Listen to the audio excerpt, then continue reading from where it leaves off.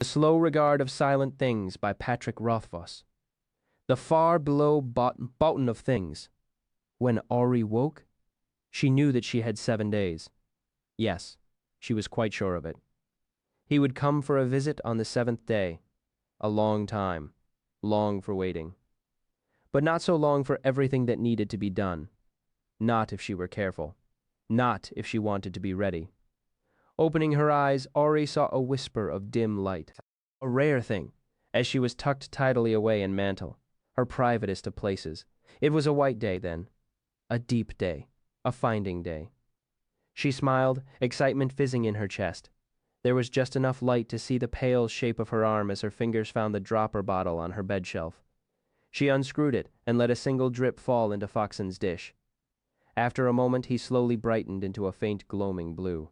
Moving carefully, Auri pushed back her blanket so it wouldn't touch the floor. She slipped out of bed, the stone floor warm beneath her feet. Her basin rested on the table near her bed, next to a sliver of her sweetest soap. None of it had changed in the night. That was good. Auri squeezed another drop directly onto Foxen. She hesitated, then grinned and let a third drop fall. No half measures on a finding day. She gathered up her blanket then, folding and folding it up, carefully tucking it under her chin to keep it from brushing against the floor. Foxen's light continued to swell. First the merest flickering, a fleck, a distant star. Then more of him began to iridesce, a firefly's worth. Still more his brightness grew till he was all over tremulant with shine. Then he sat proudly in his dish, looking like a blue-green ember slightly larger than a coin. She smiled at him while he roused himself the rest of the way, and he filled all of mantle with his truest, brightest blue-white light. Then Auri looked around. She saw her perfect bed, just her size. Just so. She checked her sitting chair, her cedar box, her tiny silver cup. The fireplace was empty, and above that was the mantelpiece. Her yellow leaf, her box of stone, her gray glass jar with sweet dried lavender inside. Nothing was nothing else. Nothing was anything it shouldn't be. There were 3 ways out of mantle. There was a hallway, and a doorway, and a door. The last of these was not for her. Auri took the doorway into port. Foxen was still resting in his dish, so his light was dimmer here, but it was still bright enough to see. Port had not been very busy of late, but even so, Auri checked on everything in turn.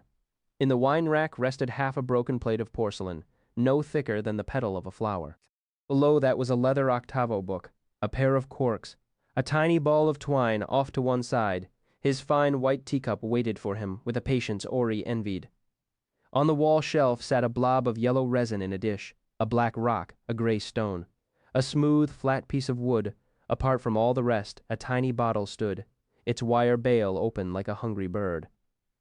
On the central table, a handful of holly berries rested on a clean white cloth.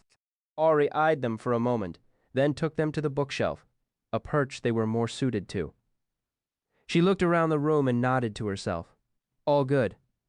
Back in mantle, Auri washed her face and hands and feet. She slipped out of her nightshirt and folded it into her cedar box. She stretched happily, lifting up her arms and rolling high onto her toes.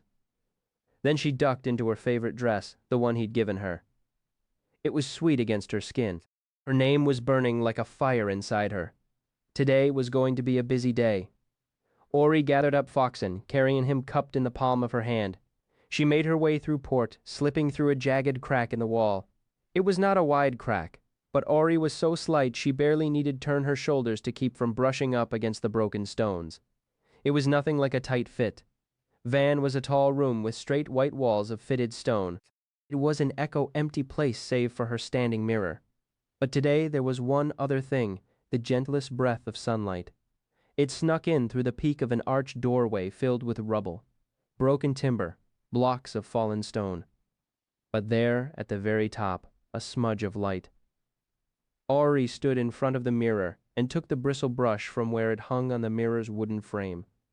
She brushed the sleep snarl from her hair until it hung about her like a cloud. She closed her hand over Foxen, and without his blue-green shine the room went dark, Then her eyes stretched wide, and she could see nothing but the soft, faint smudge of warm light spilling past the rubble high behind her. Pale golden light caught in her pale golden hair. Auri grinned at herself in the mirror. She looked like the sun.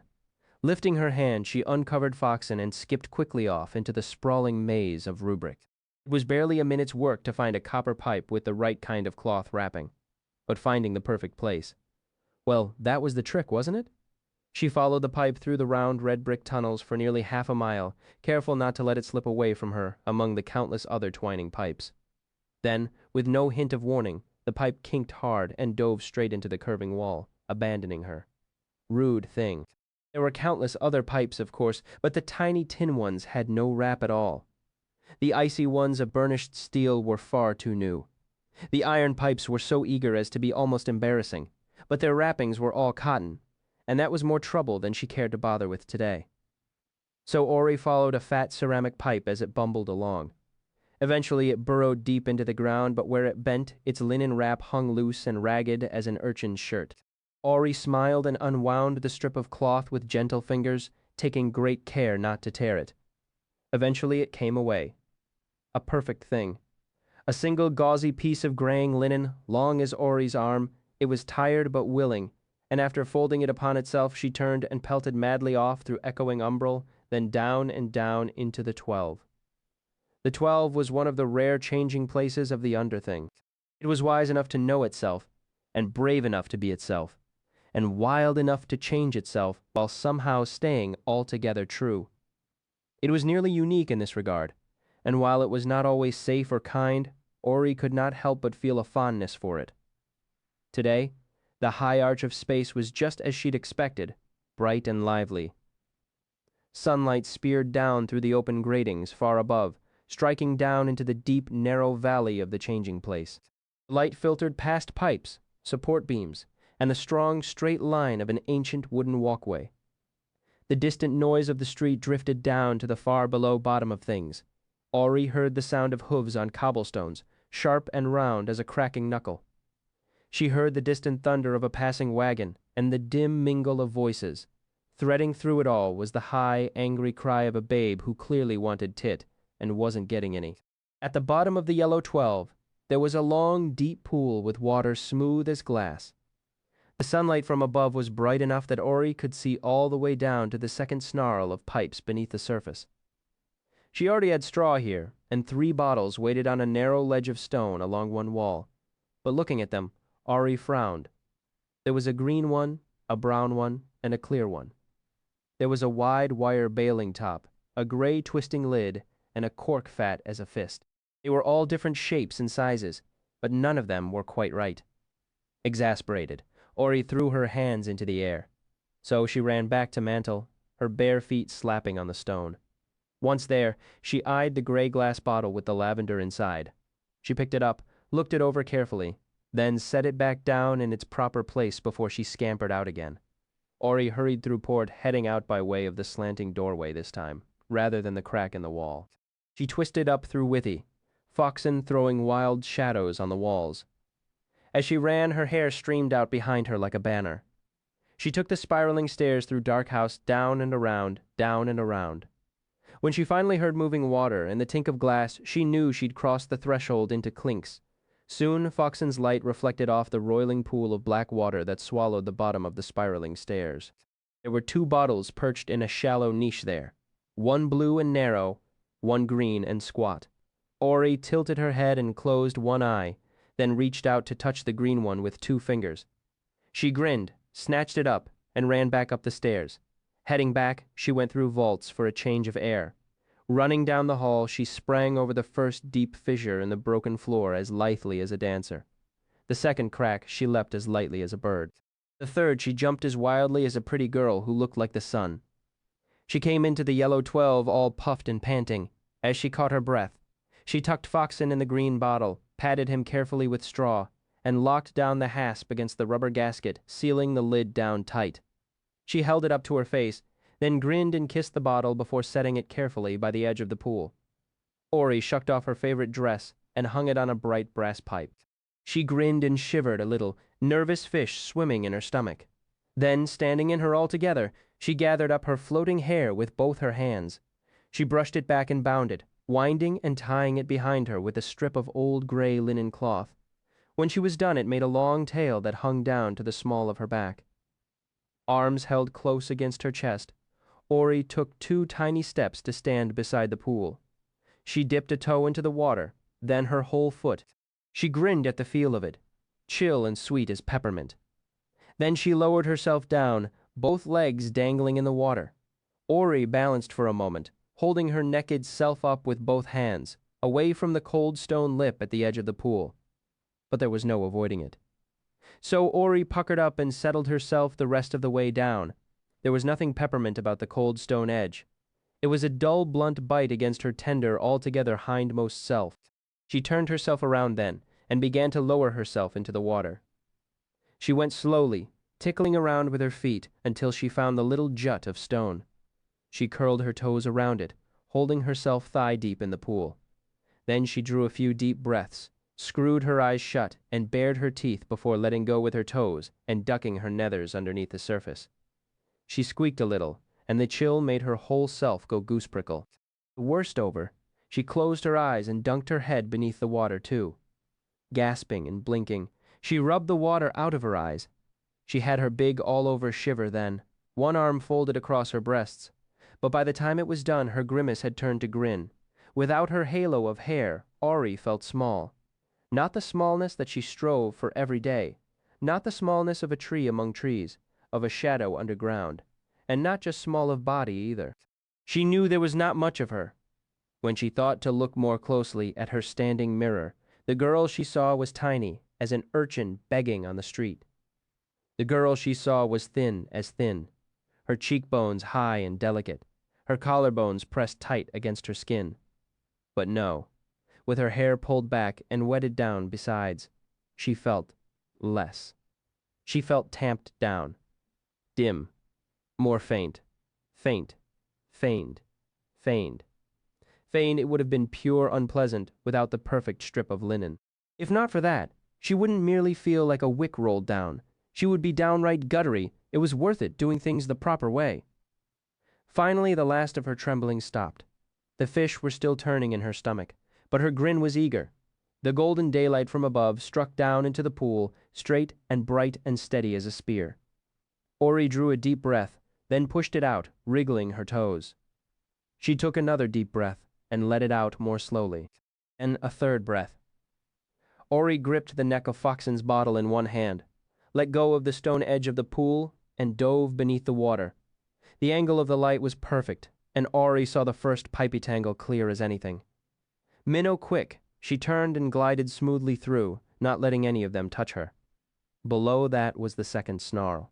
She pushed an old iron pipe with her foot to keep herself moving downward, then tugged a valve with her free hand as she went past, changing speed and sliding through the narrow space between 2 wrist-thick copper pipes. The spearlight faded as she sank, leaving only Foxen's blue-green glow, but his light was muted here, filtered through straw and water in the thick green glass. Auri made her mouth a perfect O and puffed out 2 quick bursts of bubbles. The pressure grew as she went deeper, shapes looming dimly by her in the dark. An old walkway, a tilting slab of rock, an ancient algae-covered wooden beam. Her outstretched fingers found the bottom sooner than her eyes, and Auri swept her hand across the half-seen surface of the smooth stone floor. Back and forth, quick but wary. Sometimes there were sharp things here, then her fingers closed on something long and smooth. A stick? She tucked it underneath her arm and let herself begin to float back up toward the distant light. Her free hand found familiar pipes, pulling and steering, twisting through the maze of half-seen shapes. Her lungs began to ache a bit, and she released a stream of bubbles as she rose. Her face broke the surface near the edge, and in the golden light she saw what she had found. A clean white bone. Long, but not a leg. An arm. The prima axial. She ran her fingers down the length of it, and felt a tiny seam that ran all round it like a ring, showing it had broken and long healed. It was full of pleasant shadows. Smiling, Auri set it aside. Then she drew 3 slow, deep breaths, gripped Foxen tight, and dove into the pool again. This time she got her foot wedged tight between two pipes around the second tangle. Bad luck! She scowled and tugged, and after half a moment managed to pull free. She blew half her lungful out and kicked hard, dropping like a stone down into the black below. Despite the bad start, this was an easy catch. Her fingers found a tangle of something or other before they even touched the bottom. She had no guess what it might be. Something metal, something slick, and something hard, all jumbled up together. She gathered it close to her chest and started up again. This time she couldn't tuck her find beneath her arm for fear she'd lose some piece of it. So Auri nestled Foxen's bottle in the crook of her arm and pulled herself along with her left hand. It felt good, balanced, and she broke the surface, not even needing to blow the rest of her bubbles.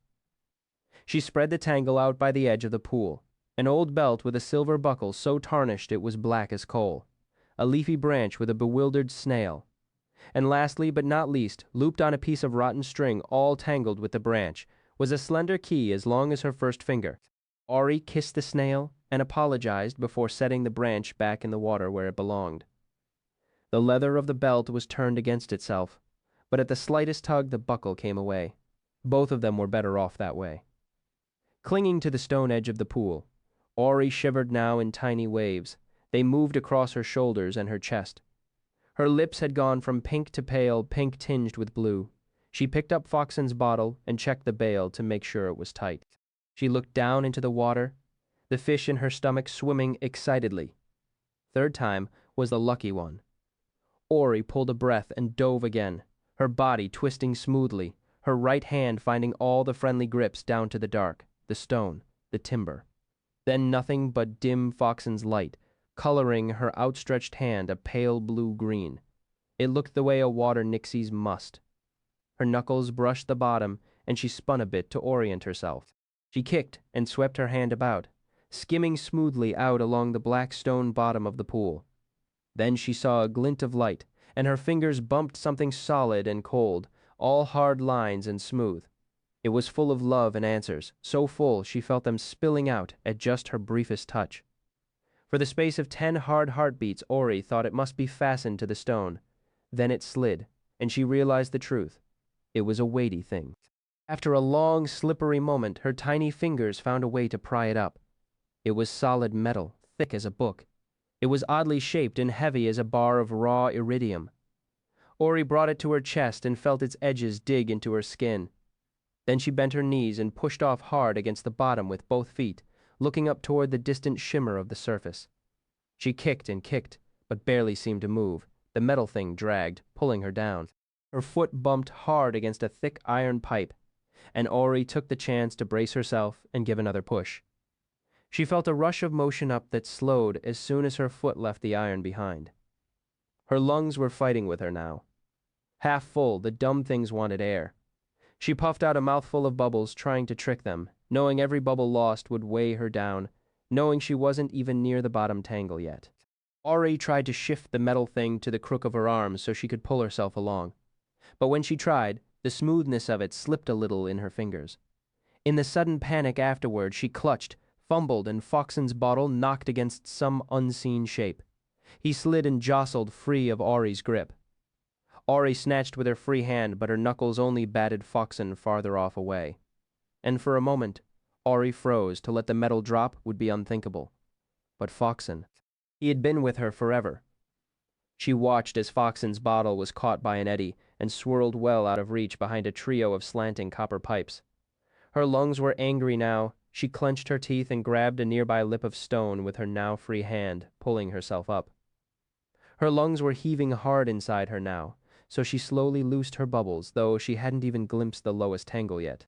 It was dark without Foxen, but at least she was moving, pulling herself up in sudden awkward jerks, using whatever strange handholds she could find. She kicked. But there was little to be gained from that, burdened as she was with the heavy lump of sharp, hard love she held so tightly to her chest. Was it the answers that it held that gave it so much weight? Finally, she dragged herself into the lower nest of pipes, but her lungs were empty now, and her body hung like lead. Normally, she twisted through the tangle like a fish, her body never brushing the pipes, but she was heavy and empty. One-handed, she groped and bucked her way through them, She banged her knee and frantically slid her back, along something sharp with rust. She stretched out an arm, but heavy as she was, her fingers didn't even brush her usual handhold. She kicked, gained another inch or two, then despite her careful binding, her hair snagged on something. It jerked her to a sudden stop, snapping her head back and spinning her body sideways in the water. Almost immediately she felt herself begin to sink. She flailed out wildly. Her shin struck a pipe, making her whole self tingle with pain, but she quickly sought it out with her other foot, braced, and shoved off hard. She shot up like a cork, fast enough so that her hair tore free from whatever rude thing had caught it. The sharp tug snapped her head back hard, forcing her mouth open. She began to drown then. Mouth full of water, she choked and gagged. But even as the water filled her nose and throat, Auri feared nothing so much as the thought her hand might slip, that she would lose her grip and let the heavy jag of metal slide away into the dark. Losing Foxen was bad. It would leave her blind and lonely in the dark. Being trapped beneath the pipes and choking out her life was awful too. But neither of those things were wrong. Letting the metal slide into the dark simply could not be done. It was unthinkable. It was so unkilter that it terrified her. Her hair was unbound now, and it swirled around her in the water like a cloud of smoke. Her hand grabbed a curve of pipe, comforting, familiar. She pulled herself up, then grabbed again and found another grip. She clenched her teeth, choked, pulled, and grabbed. She broke the surface, gasping and spluttering, then slid under the water again. Second later, she claw-clambered her way up again. This time her free hand caught the stone edge of the pool. Auri heaved the thing out of the water, and it struck the stone floor with the sound of a bell. It was a bright brass gear, big as a platter, thicker than her thumb with some to spare. It had a hole in the middle, 9 teeth, and a jagged gap where a 10th had long ago been torn away. It was full of true answers and love and hearthlight. It was beautiful. Auri smiled and heaved up half a stomachful of water on the stones. Then heaved again, turning her head so that it didn't splash against the bright brass gear. She coughed, then took a mouthful of water and spat it back into the pool. The brass gear lay heavy as a heart on the cold stones of the yellow 12. The light from up above made the surface of it shimmerant and gold. It looked like a piece of sun she'd brought up from the deep. Auri coughed again and shivered. Then she reached out and touched it with one finger. She smiled to look at it. Her lips were blue, she trembled. Her heart was full of joy after she pulled herself out of the water. Auri looked around the pool at the bottom of the 12. Though she knew better, she hoped to see Foxen bobbing idly on the surface. Nothing. Her face was solemn then. She thought of going back. But no, 3 times. That was the way of things. The thought of leaving Foxen in the dark was enough to put a fine, thin crack straight through her heart. To lose him after all this time, then. Auri caught a glimpse of something deep below the surface. A glint. A glow. She grinned. Foxen looked for all the world like a great bumbrous firefly as he bobbled and bumped his slow way slowly up through all the tangled pipes. She waited 5 long minutes, watching Foxen's bottle bob and drift, until it finally popped up to the surface like a duck. Then she caught it up and kissed it. She held it to her chest. Oh yes, it was well worth it, doing things the proper way. First things first. Auri freed Foxen from the bottle and set it next to the others on the wall. Then she headed down to Clink's and rinsed herself in the roiling water there. Then she washed herself, using up the slender remnant of a cake of soap that smelled of sinnahs, fruit, and summer. After soaping and scrubbing and cleaning her hair, Auri dove into the endless black water of Clink's to rinse herself one final time. Under the surface, something brushed against her. Something slick and heavy pressed its moving weight against her leg. It did not bother her. Whatever it was in its proper place, and so was she. Things were just as they should be. Dripping clean and wringing out her hair, Auri headed off through Tenner's. Not the quickest way, but it would be unseemly to head through Dunning's in nothing but her pinkness. But even taking the longer way, it wasn't long before she turned the corner into Baker's, wet feet slapping on the stone. She rested Foxen on a piece of jutting brick nearby, as he wasn't fond of too much heat. The thick steel pipes along the tunnel's wall were too hot to stand near today, and the walls and floor had been basking until they too were all crickly with heat. Auri spun in a slow circle to keep any part of her tender altogether from getting roasted by the silent red roar pouring off the pipes. It was only moments before the place had dried her skin, set her fine hair floating, and cooked the shivers from her icy bones. After that, she fetched her favorite dress from the Yellow 12. She slid it over her head, then carried all her treasures back to port, where she arranged them on the central table. The leather belt was etched in odd curling patterns. The great brass gear was bright straight through. The key was black as black. The buckle, though, it was black with bright beneath. It was a hidden thing. Might the buckle be for him? That would be a good beginning to the day. A nice thing to have settled early on, his gift all ready with his visit days away. Auri eyed the buckle sharply. Was it a proper gift for him? He was a tangled sort, and he was much hidden, too. Nodding, she reached out to touch the cool, dark metal. But no, it didn't suit him. She should have known. He was not a one for fastening. For holding closed, neither was he dark. Oh no, he was emberent, incarnadine. He was bright with better bright beneath, like copper-gilded gold. The gear would need consideration. It almost felt like it could be for him, but that could wait. The key needed urgent tending. It was for certain the most restless of the lot.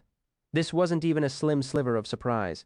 Keys were hardly known for their complacency, and this one was near howling for a lock.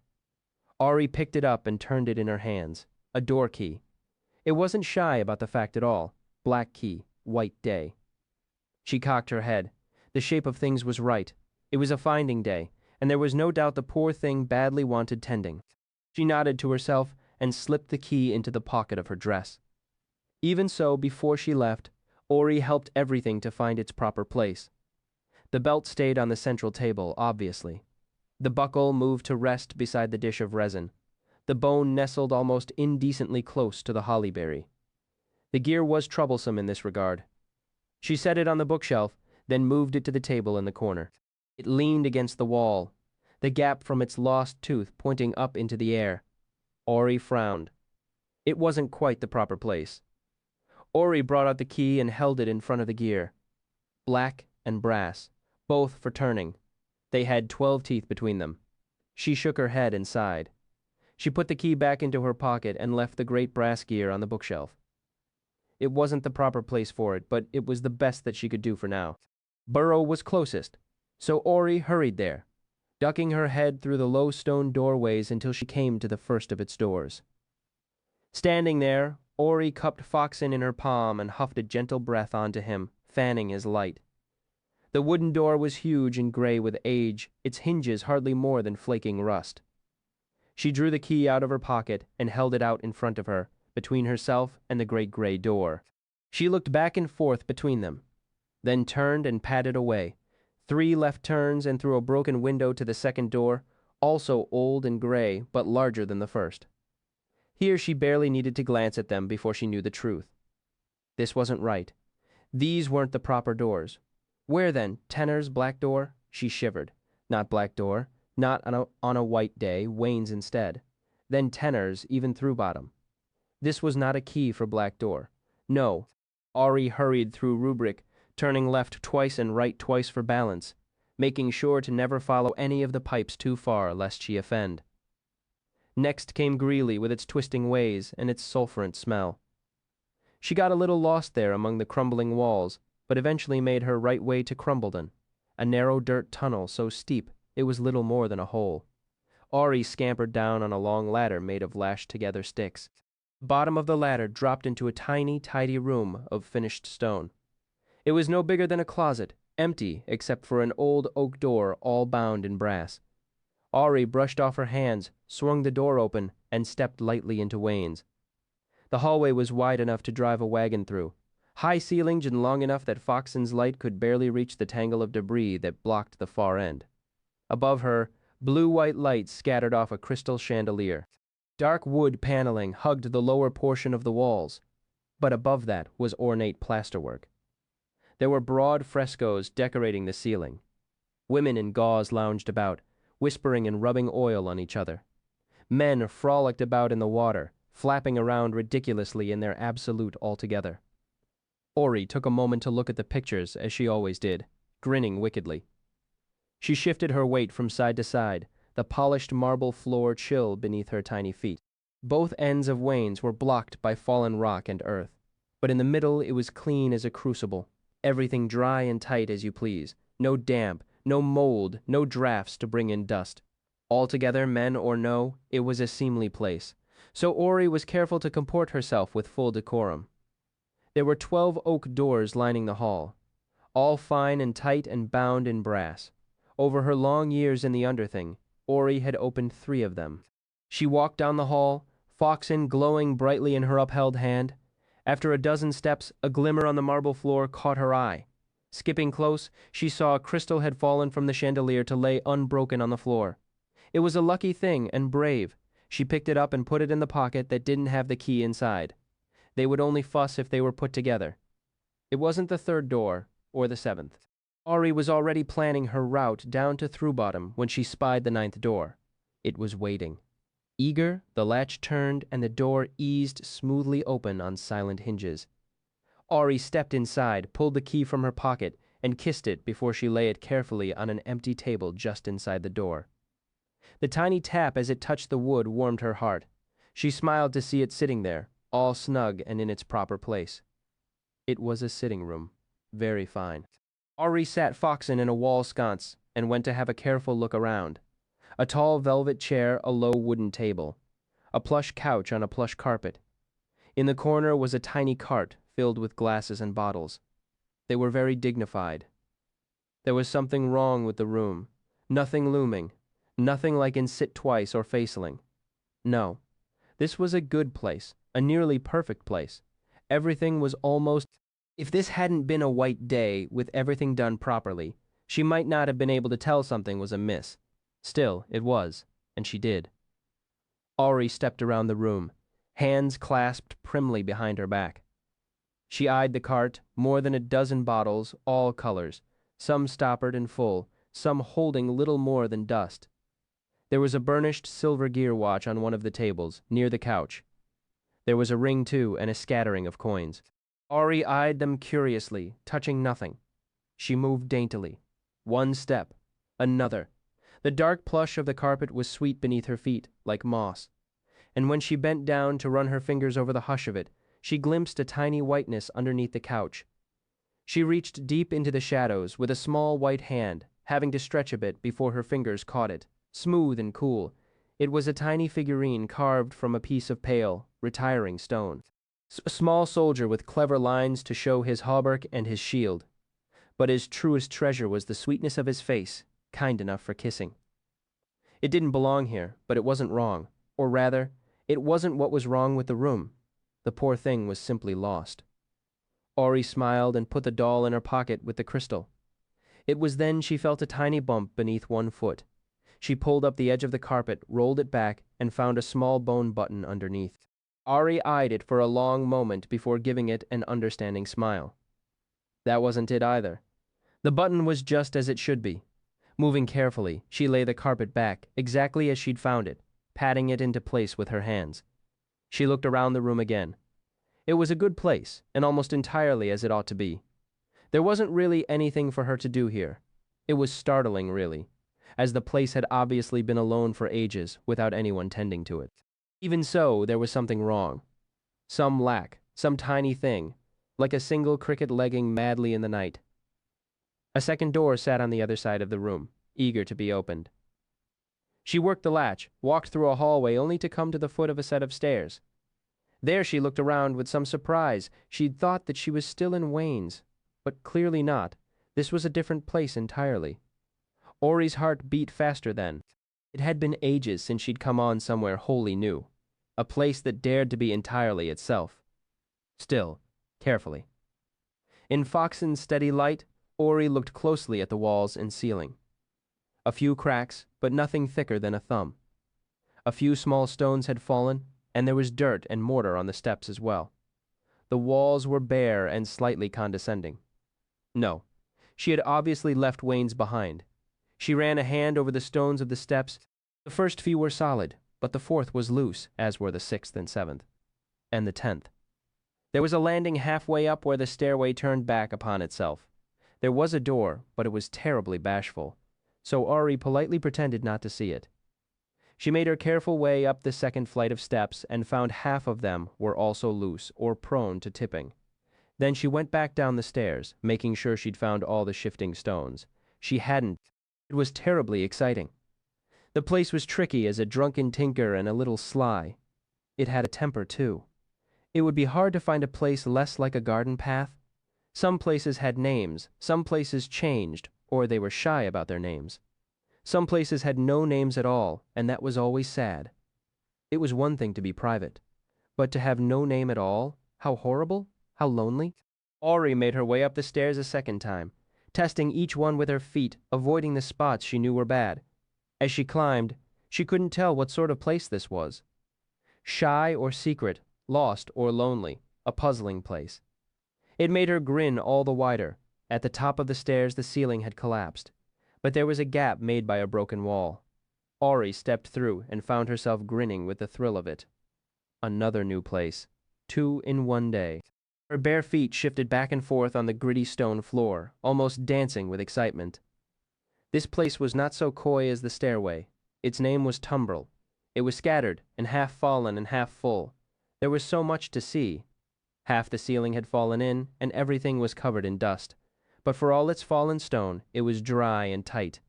No damp, just dust and stiff air. More than half the room was a solid mass of fallen earth and stone and timber. The remnants of a 4-post bed lay crushed beneath the wreckage. In the unfallen portion of the room, there was a triune mirror vanity and a dark wooden wardrobe taller than a tall woman standing on her toes.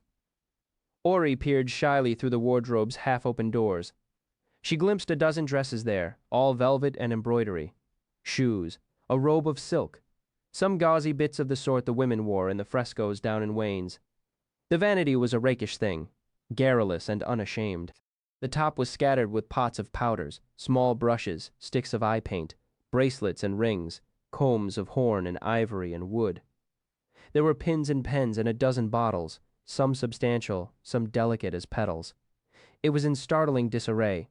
Everything resting atop the vanity was somehow askew. Powders were spilled, bottles toppled, the dish of pins all higgledy-piggledy disheveled or no. Auri couldn't help but take a liking to the thing, gruff and bawdy as it was. She sat primly on the edge of the straight-backed chair. She ran her fingers through her floating hair and smiled to see herself reflected in a triptych. There was a door, too, opposite the broken wall. It was half buried by a broken beam and blocks of shattered stone. But hidden as it wasn't shy. Auri went to work then, setting things to rights as best she could.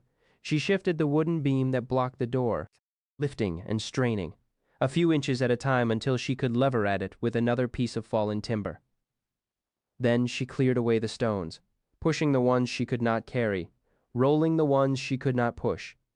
She found the wreckage of a small table underneath the stones, and amid the splintered wood she found a length of fine white tatted lace. She folded this up carefully and put it in her pocket with the crystal and the small stone soldier. Once the way was clear, the door pulled open easily, its rusted hinges moaning. Inside was a small closet. There was an empty porcelain chamber pot. There was a wooden bucket, a brush of the sort you would use to scrub the deck of a ship, and a tight birch broom. On the back of the door hung 2 empty linen sacks. The smaller of these was anxious to be about its business, so Auri smiled and tucked it in a pocket by itself. The broom was eager after being trapped so long, so Auri brought it out and set to sweeping, brushing ancient dust and earth into a tidy pile. After that it was still restless, so Auri went to sweep the unnamed stair as well. She brought Foxen with, of course. She would hardly trust a place like that to behave in the dark. But since a proper birching of the place required 2 hands, Auri tied Foxen to a long lock of her hanging hair. Foxen's dignity was somewhat bruised by this, and Auri kissed him in sincere apology for the affront. But they both knew he took a certain secret joy from swingling wildly all about, making the shadows spin and skirl. So for a while he hung and swung. Auri took care not to notice any undue exuberance on his part, while she gave the unnamed stairs a brisk once-over. Up and down, then up again. The tight birch broom flicked and tickled the stone steps clear of fallen rocks and grit and dust. They were flattered by the attention while remaining entirely coy. After returning the broom to the closet, Auri brought out the chamber pot and set it near the wardrobe. She spun it slightly so it faced the proper way. Charming as it was, the vanity was vexing too. It seemed all askew, but nothing called out for tidying. The only exception was the hairbrush, which she moved closer to a cunning ruby ring. Auri crossed her arms and stared at the vanity for a long minute. Then she went down on hands and knees and looked at its underside. She opened the drawers and moved the handkerchiefs from the left-hand drawer into the right, then frowned and moved them back again. Finally, she pushed the entire thing about 2 handspan to the left and slightly closer to the wall, careful not to let anything tumble to the floor. She slid the vanity's high-backed chair the same amount, so it still faced the mirrors. Then she picked up the chair and examined the bottoms of its feet before putting it back in place, with a tiny shrug. There was a loose stone in the floor next to the wardrobe. Auri prized it up with her fingers, adjusted the small leather sack and piece of wool padding underneath, then slid the stone back into place, tamping it down firmly with the handle of the broom. She tested it with one foot and smiled when it no longer shifted under her weight. Lastly, she opened the wardrobe. She moved the dress of burgundy velvet away from the gown of pale blue silk. She replaced the lid of a tall hat box that had come ajar. She opened the drawer at the bottom of the wardrobe. Her breath caught in her chest. Then folded tidily away at the bottom of the drawer were several perfect sheets, pale and smooth. Auri reached down to touch one and was amazed at the tightness of the weave, so fine her fingers couldn't feel the thread. It was cool and sweet to the touch, like a lover come to kiss her, fresh in from the cold. Auri brushed her hand across the surface. How lovely might it be to sleep on such a sheet, to lay on it and feel the sweetness of it all along her naked skin. She shivered, and her fingers curled around the folded edges of the sheet. Hardly realizing what she did, she drew it from its proper place and brought it to her chest. She brushed her lips against its smoothness. There were other sheets beneath it, a treasure trove, surely enough for a place like Tumbrel. Besides, she'd set so many other things to rights. Surely. She looked down at the sheet for a long moment, and while her eyes were all softness and want, her mouth grew firm and furious. No, that was not the way of things. She knew better. She knew perfectly well where this sheet belonged. Auri closed her eyes and put the sheet back in the drawer, shame burning in her chest. She was a greedy thing sometimes, wanting for herself, twisting the world all out of proper shape, pushing everything about with the weight of her desire. She closed the drawer and came to her feet. Looking around, she nodded to herself. She'd made a good beginning here. The vanity was obviously in need of some attention, but she couldn't taste the nature of it yet. Still, the place had a name and everything obvious was tended to. Auri took Foxen and headed down the unnamed stair, through wains and crumbled on and all the way back to Mantle. She fetched fresh water. She washed her face and hands and feet. After that, she felt much better. She grinned, and on a whim she sprinted off to delving. She hadn't visited in ages and missed the warm earth smell of it, the closeness of the walls. Running lightly on her toes, Auri danced through rubric, ducking pipes. She skipped through woods, reaching out to swing herself from time-worn beams that held the sagging roof at bay. Finally, she came to a swollen wooden door. Stepping through, she held Foxen high. She smelled the air. She grinned. She knew exactly where she was. Everything was just where it should be. What a look entails. The second day. Auri woke to silence in the perfect dark. That meant a turning day, a doing day. Good. There was much to do before he came. She wasn't nearly ready. She roused Foxen and folded up her blanket, careful to keep the corners off the floor. She glanced around the room. Her box and leaf and lavender were fine. Her bed was fine. Everything was just as it should be. There were 3 ways out of Mantle. The hallway was for later. The doorway was for now. The door was oak, bound in iron. Auri did not look at it. Import the stone figurine and the length of lace had made themselves at home. The brave crystal was content in the wine rack. The arm bone and linen sack were so comfortable you'd think they'd been there for 100 years. The old black buckle was crowding the resin a bit, but that was quickly mended. She nudged it to one side to keep things civilized. She looked around and sighed. Everything was fine, except for the great brass gear. It exasperated her. She picked the crystal up and set it next to the gear. But that didn't help at all, and just upset the crystal. It was brave enough for 10, but it wasn't for the corner table. She gave it a quick kiss by way of apology and returned it to the wine rack. Auri picked up the heavy gear with both hands and brought it into Mantle. It was unheard of, really. But by this point she was at something of a loss. She set it on the narrow ledge of stone on the wall opposite her bed. She tipped it so the empty gap its missing tooth made was straight up toward the ceiling, as if it were reaching upward with its two short, stubby arms. Stepping back, she looked at it and sighed. Better. But even so, it wasn't quite the proper place. Auri washed her face and hands and feet. Her thin sliver of soap smelled of sunlight, and that made her smile. Then she slipped into her second favorite dress, as it had better pockets. It was a turning day, after all. In port, she put her linen gather sack over one shoulder, tucking a few things inside. Then she packed her pockets full as full. Before she left, Auri glanced back into Mantle at the brazen gear. But no. If it had wanted to come, it should have been content to stay in port. Proud thing. In Van, she was startled to find the mirror was unsettled. Anxious, even. Hardly an auspicious start to her day. Still, it was the sort of thing only a fool would willfully ignore. And Auri was no fool. Besides, the mirror had been around for quite a while, so she knew its little ways. It wanted moving, but it needed to be settled first. It needed to be comforted, coaxed. It needed covering, so, despite the fact that she was yet unbrushed, Auri gathered up Foxen and took the long way down to Wayne's, walking slowly to her newly opened door as she eyed the frescoes overhead. She stopped briefly in the sitting room, looking around. The tiny wrongness was still there, like a hint of gristle in her teeth. It wouldn't bother her if everything else here wasn't almost circle perfect. But some things simply can't be rushed. Auri knew this for a fact. Besides, she needed the mirror set to rights before anything else. That meant covering. So she headed up the unnamed stair, her feet skipping back and forth to miss the unsafe stones. Then she headed through the broken wall and into Tumbrel. Once there, Auri opened up the wardrobe's drawer. She did not touch the sheets. Instead, her hands went to her pockets. She felt the smooth facets of the brave crystal. No, she touched the curved lines of the kind stone figurine. No, the flat black rock. No.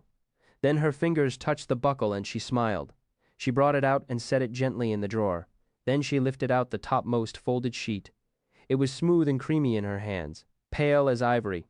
Auri stopped then, looking at the blackness of the buckle in the drawer. There was a stone in her stomach. It didn't belong here. Oh, it seemed sensible. Oh, yes, certainly. But she knew what seeming was worth in the end, didn't she? Reluctantly, she lay the sheet back in the drawer. Her fingers ran over its perfect whiteness, smooth and clean and new. There was a hint of winter in it. But no, there is a difference between the truth and what we wish were true. Sighing, Auri took the buckle back and pushed it deep into her pocket. Leaving the sheet where it was, Auri headed back to Mantle. She moved more slowly now, no skipping. The trip down the unnamed stair cheered her somewhat. Her path staggered drunkenly back and forth as she moved from one safe section to another. A stone turned underneath her feet, and Auri pinwheeled her arms to keep from slipping. She cocked her head to the side, standing balanced on one foot. Was this place tipple, then? No, it was too sly for that. The mirror was still restless back in Van, and with no better options, Auri was forced to fetch her blanket from her bed. Careful not to let it touch the ground, she draped it over the mirror before turning it to face the wall. Only then could it be moved across the room so that it stood before the bricked-over window where it so desperately wanted to be. She returned her blanket to Mantle and washed her face and hands and feet. Coming back to Van, she saw her time had been well spent. She'd never seen her mirror so content.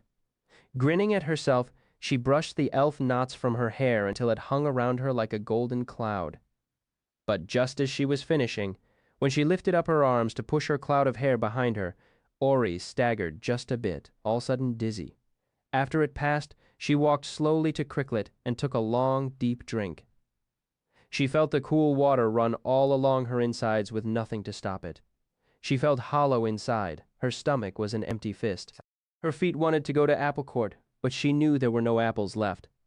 He wouldn't be waiting there anyway, not until the 7th day. Which was good, really.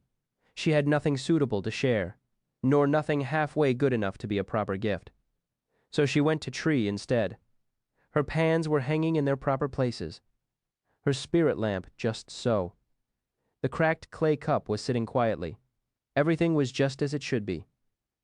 That said, she had more tools than food in tree. On the shelves there was the sack of salt he'd given her. There were 4 fat figs swaddled modestly in a sheet of folded paper, a single, lonely, withered apple, a handful of dried peas sat sadly at the bottom of a clear glass jar. Set into the stone counter was a chill well, running with a slow but constant stream of icy water, but it was keeping nothing cool, save for a lump of yellow butter, and that was full of knives, scarcely fit for eating. On the counter was a fine and wondrous thing, a silver bowl, all brimming full of nutmeg pitums, round and brown and smooth as river stones. They had come visiting from long-off lands. They filled the air, almost singing of their far away. Auri eyed them longingly and ran her fingertips along the edge of their silver bowl. It was etched with twining leaves. But no, rare and lovely as they were, she did not think they would be good for eating. Not now, at any rate. In that way, they were like the butter, not food exactly. They were mysteries that wished to bide their time in tree. Auri climbed onto the stone counter so she could reach the apple, where it perched up high upon its shelf. Then she sat next to the chill well, cross-legged, back straight, and cut the apple into 7 equal pieces before eating it. It was leathery and full of autumn. After that, she was still hungry, so she brought down the paper and lay it in front of herself, unfolding it carefully. Then she ate 3 of the figs, taking dainty bites and humming to herself. By the time she finished, her hands weren't shaking anymore. She wrapped the single fig back up and set it on the shelf, then climbed down to the floor. She cupped some water from the well and drank it. She grinned. It gave her belly shivers. After eating, Auri knew it was past time she found the brazen gear its proper place. She tried to flatter it at first. Using both hands, she sat it carefully atop the mantelpiece beside her box of stone. It ignored the compliment and simply sat there, not one bit more forthcoming than it had been before. Sighing, Auri picked it up with both hands and carried it to Umbrail, but it wasn't happy in amongst the ancient barrels there. Neither did it want to rest in Cricklet near the stream. She carried it through all of Darkhouse, setting it on every window-sill, but none of them suited it in the least. Arms growing sore from the weight of it, Auri tried to be irritated, but she couldn't stay angry. The gear was unlike anything she had ever seen before in all her years below. Just looking at it made her happy. And heavy as it was a joy to touch. It was a sweet thing, a silent bell that struck out love. All the while she carried it, it sang through her fingers of the secret answers that it held. No, she couldn't be angry. It was doing everything it could. It was her own fault for not knowing where it belonged. Answers were always important, but they were seldom easy. She would simply have to take her time and do things in the proper way. Just to be sure, Auri carried the gear back to where she'd found it. She would be sad to see it go, but sometimes there was nothing else to do. Some things simply were too true to stay. Some merely came to visit for a while. As Auri stepped inside the arching darkness of the Grey 12, Foxen's light stretched up toward the unseen ceiling. His calm green glow reached out between the pipes that tangled on the walls. This was a different place today. That was its nature. Even so, Auri knew that she was welcome here, or if not welcome, at least indifferently ignored. Auri made her way farther into the room, where the deep black water of the pool lay smooth as glass. Carefully, she set the bright gear upright on the stone edge of pool. The gap from its broken tooth faced upward at an angle. She took a step back and covered Foxen with one hand, with nothing but the dim gray light from the grate above.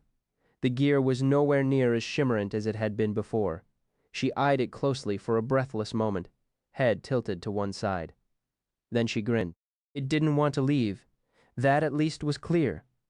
She picked it up and tried it on the narrow ledge above the pool beside her bottles. But it simply sat there, all aloof, coruscant with answers, taunting her. Auri sat cross-legged on the floor and tried to think what other place might fit the brazen gear. Mandrill, Candlebear.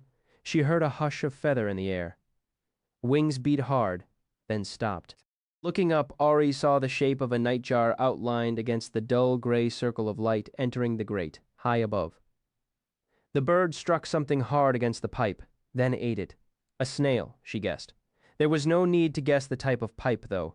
The ting of it let Auri know it was iron, black and twice the thicken of her thumb. The nightjar tapped the pipe again, then dipped down to the pool to drink. After it drank, the bird winged quickly back to its previous perch. Back to the pipe. Back to stand in the center of the dim gray light. It tapped a third and final time. Auri's gut went cold. She sat up straight and eyed the bird intently. It stared back at her for a long moment, then flew away, having done what it had come to do. She looked after it numbly, the chill in her gut making a slow knot. She couldn't ask for things to be more clear than that. Her pulse began to hammer at her, then her palms all sudden sweat. She took off running and was gone a dozen steps before she remembered herself and hurried back. Embarrassed at her rudeness, she gave the brazen gear a kiss so it would know she wasn't leaving it. She would be back. Then she turned and sprinted off. First to Mantle, where she washed her face and hands and feet.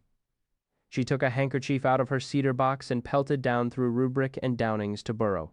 Breathing hard, she finally stood before the unassuming wooden door that led to Teenan's, her gut all sour and chill with fear. Auri looked around the edges of the door and relaxed to see faint cobweb there. There was still time. Perhaps.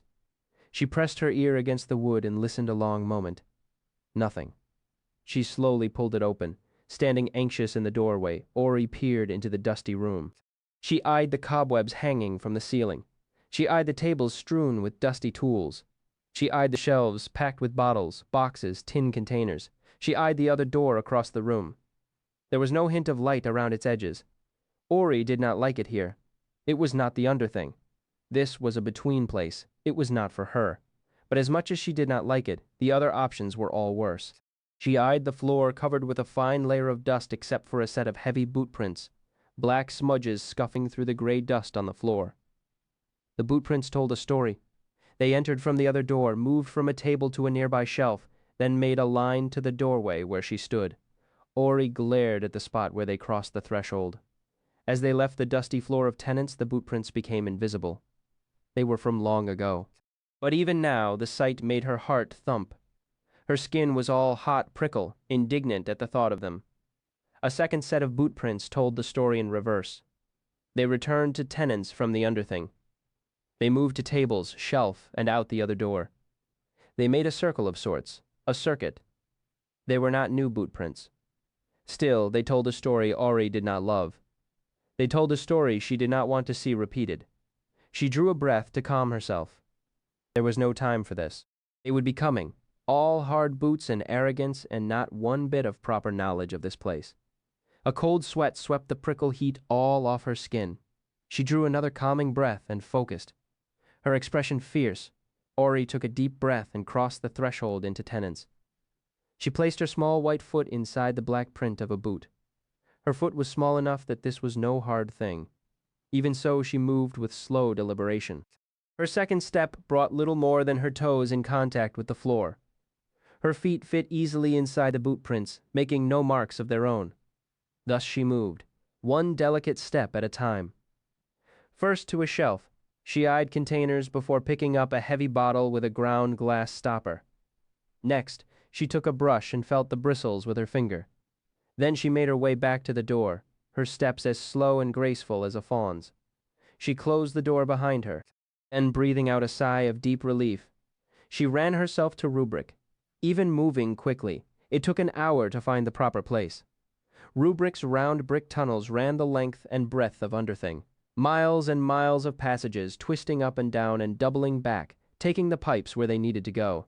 Just as she was fearing she might never find it, just when she'd begun to fear it might not be in Rubric after all. Auri heard a sound like angry snakes and rain. If not for that, it might have taken her all day to track it down. She followed the noise until she could smell damp upon the air. Finally, turning a corner, she saw water bursting like a fountain from a cracked iron pipe. The spray had wet the bricks for 20 feet in each direction, and the other pipes were dripping with it too. The tiny brass pipes for pressed air didn't mind in the least, and the fat black piss pipe thought the whole thing rather funny. But the steam pipe was not best pleased. Its thick wrapping was soaked straight through, and it was grumbling and steaming, filling the tunnel with a musty hothouse damp. From where she stood, Auri eyed the dark line of the broken black iron pipe, carefully tracing it through the others. Foxen held high. She walked away from the leak, following the dark pipe backward. After 10 minutes and a quick detour through tenors, Auri found the valve, a small wheel barely big enough for both her hands. Setting down her brush and bottle, she gripped it tight and twisted. Nothing. So she brought the handkerchief out of her pocket, wrapped it round the wheel, and tried again, her teeth bared with the effort. After a long moment, the ungreased edge of it gave way, and it grudgingly let itself be spun. She gathered up her tools and headed back. There was no sound of snakes. The spray had stopped, but the entire tunnel was still sodden. The air hung wet and heavy, making her hair stick and cling to her face. Auri sighed. It was just as Master Mandrag said so many years ago. She walked back where the tunnel floor was dry and sat cross-legged on the bricks among the pipes. Then came the hardest part. The waiting grit at her. She had so much to do. This was important, certainly. But he was coming on the 7th day, and she was nowhere near to ready. She heard something in the distance. Some echo of a sound. A scuff? A step? The sound of boots? Auri went startled and still. She closed her hand over Foxen and sat all quiet in the sudden dark, straining to hear. But no, there was nothing. The underthing was host to 1,000 small moving things. Water in pipes, whined through billows, the rumbling thrum of wagons filtering through the cobblestones, half-heard voices echoing down the grates. But no boots. Not now. Not yet. She uncovered Foxen and went to look at the leak again. The air was still hot and thick with wet, so she went back to her sitting place where there was nothing to do but fidget and worry. Auri considered running back to fetch the brazen gear. Then at least she would have company. But no. She had to stay. A leak was bad, but a leak might go unnoticed for some time. Now, with the water to this piece of pipe turned off entire, there was every chance that something vital up above was all alack. No knowing what, the pipe could lead to some disused piece of mains, where it could stay dry for years with no one anyways the wiser. But perhaps it led to the master's hall, and right now one of them was halfway through a bath. What if it led to crucible, and some experiment left to calmly calcinate was instead undergoing unintended exothermic full cascade? It led to the same thing. Upset. Folk finding keys, folk opening doors, strangers in her underthing, shining their unseemly lights about, their smoke, the braying of their voices, tromping everywhere with hard, uncaring boots, looking at everything without a single thought of what a look entails, poking things and messing them about without the slightest sense of what was proper. Auri realized her fists were knots of knuckle white. She shook herself and stood. Her hair hung lank around her head. The air was clearer now, not wet and steaming any more. She gathered up her tools and was glad to see the steam pipe had finally roasted both itself and everything around it dry. Better still, the slow regard of silent things had wafted off the moisture in the air. Auri brought Foxen close to the black iron pipe and was relieved to see the trouble was no greater than a hair-thin crack. Though the pipe looked dry, she wiped it with her handkerchief. Wiped it again. Then she unstoppered the bottle, dipped her brush, and spread clear liquid all across the tiny break. Wrinkling her nose at the knife-like smell, Auri dipped her brush again, painting all around the pipe. She grinned and eyed the bottle. It was lovely. Tinaculum was tricky stuff, but this was perfect. Not thick like jam, not thin like water. It clung and stuck and spread. It was full of green grass and leaping and sulfonium? Naphtha? Hardly what she would have used, but you couldn't argue with results. The craft employed was undeniable. Soon she had coated the entire pipe around the crack in glistening liquid. She licked her lips, looked up, then worked her mouth and spat delicately onto the far edge of the wet. The surface of the tinaculum rippled, and her grin grew wider. She reached out a finger, and was pleased to find it hard and smooth as glass. Oh yes, whoever wrought and factored this was living proof that alchemy was art. It showed pure mastery of craft. Auri painted 2 more coats, laving all way round the pipe and for a handspan off beside the hairline crack. Twice more she spat to set and glaze it. Then she stoppered up the bottle, kissed it, smiled, and sprinted back to turn the water on. Her duty done. Auri tended to the brush and headed back to Tenants. She pressed her ear against the door, listened. She heard a faint, "No, nothing." She held her breath and listened. Nothing. Even so, she opened the door slowly. She looked inside to see there was no light around the other door. For a moment her heart stuttered as she thought she saw new boot prints on. But no, just shadow, just her own breath-catching fear. Carefully, she put the bottle back upon its shelf, setting it inside its own dark, dustless ring where she had found it.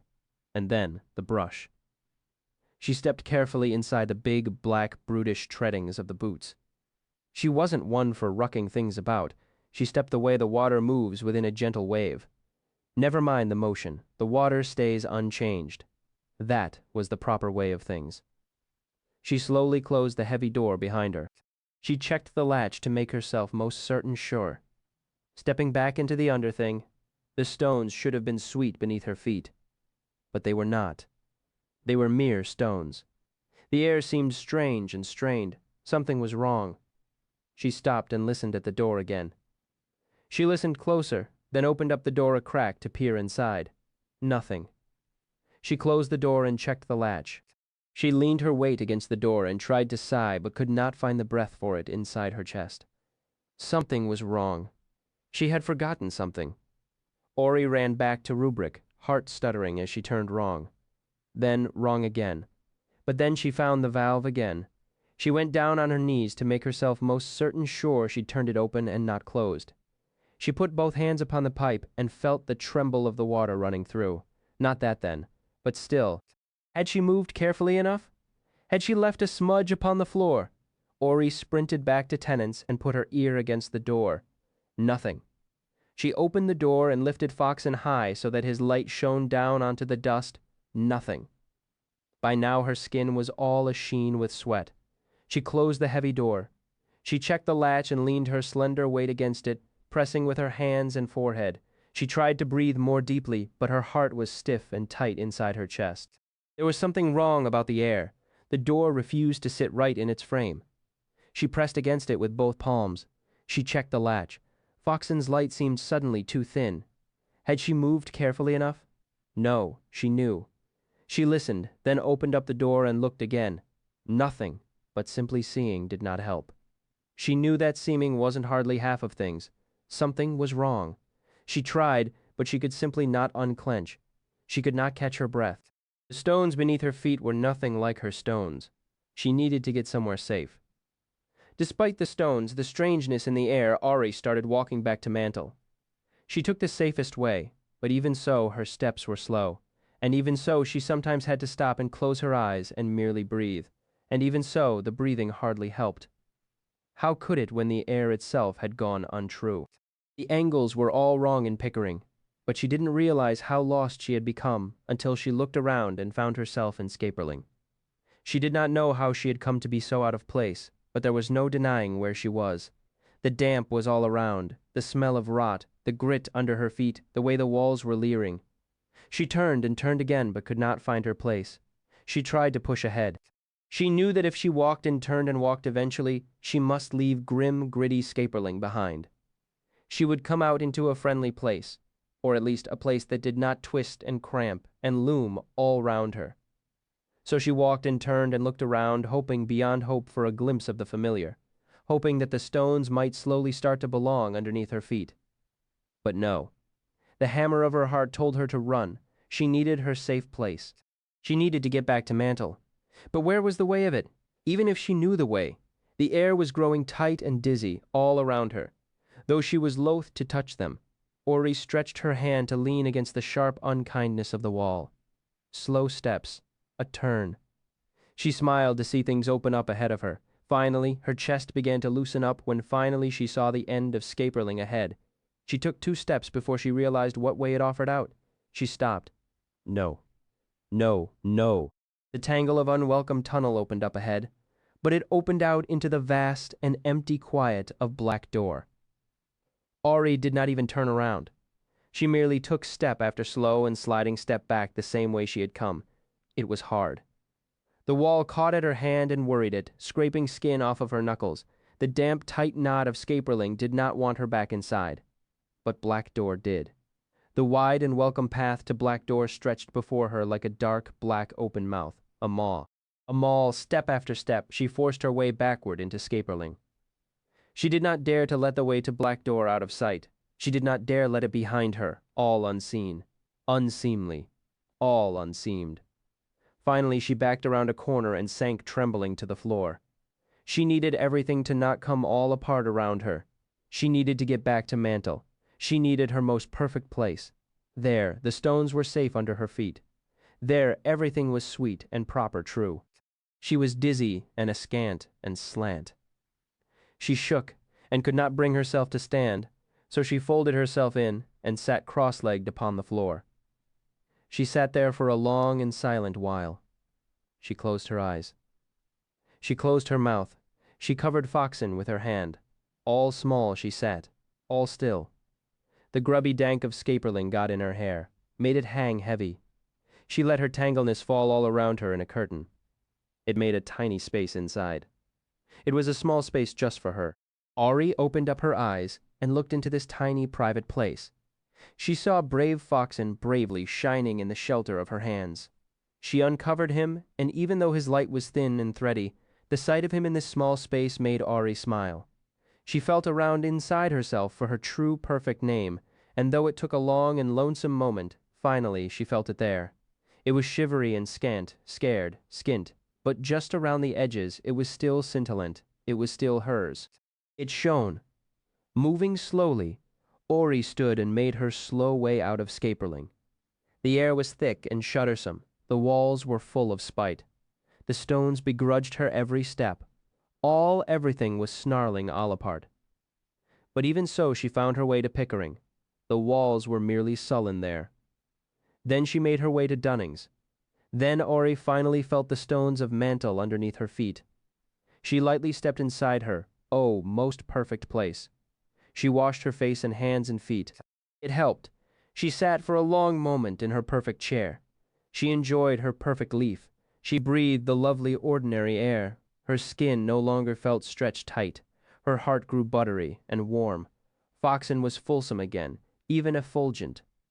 Auri went to Van and brushed her hair until the damp and tangle were all gone. She drew a breath and sighed it out.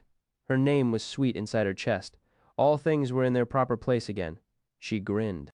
Beautiful and broken after taking a moment for her leisure. Auri got a drink of water from the pool in moat, then headed back down to gather up the brazen gear. It was patient as 3 stones, but still, it deserved to find its proper place as much as anyone. For lack of any better ideas, Auri carried it down to Wayne's. Perhaps it belonged there. Or better yet, perhaps the brazen thing might hint to her of what the tiny hidden wrongness was that kept the sitting room from ringing sweetly as a bell. Or perhaps she might see the gear in a better light down there. Especially with the place so new and nearly perfect. It was as good a place as any, she supposed. So down she went to proper, rich, wood-paneled Wayne's, then into her new sitting room. She sat the brazen gear upon the couch and curled up close beside it, tucking her feet underneath herself. It wasn't any more content.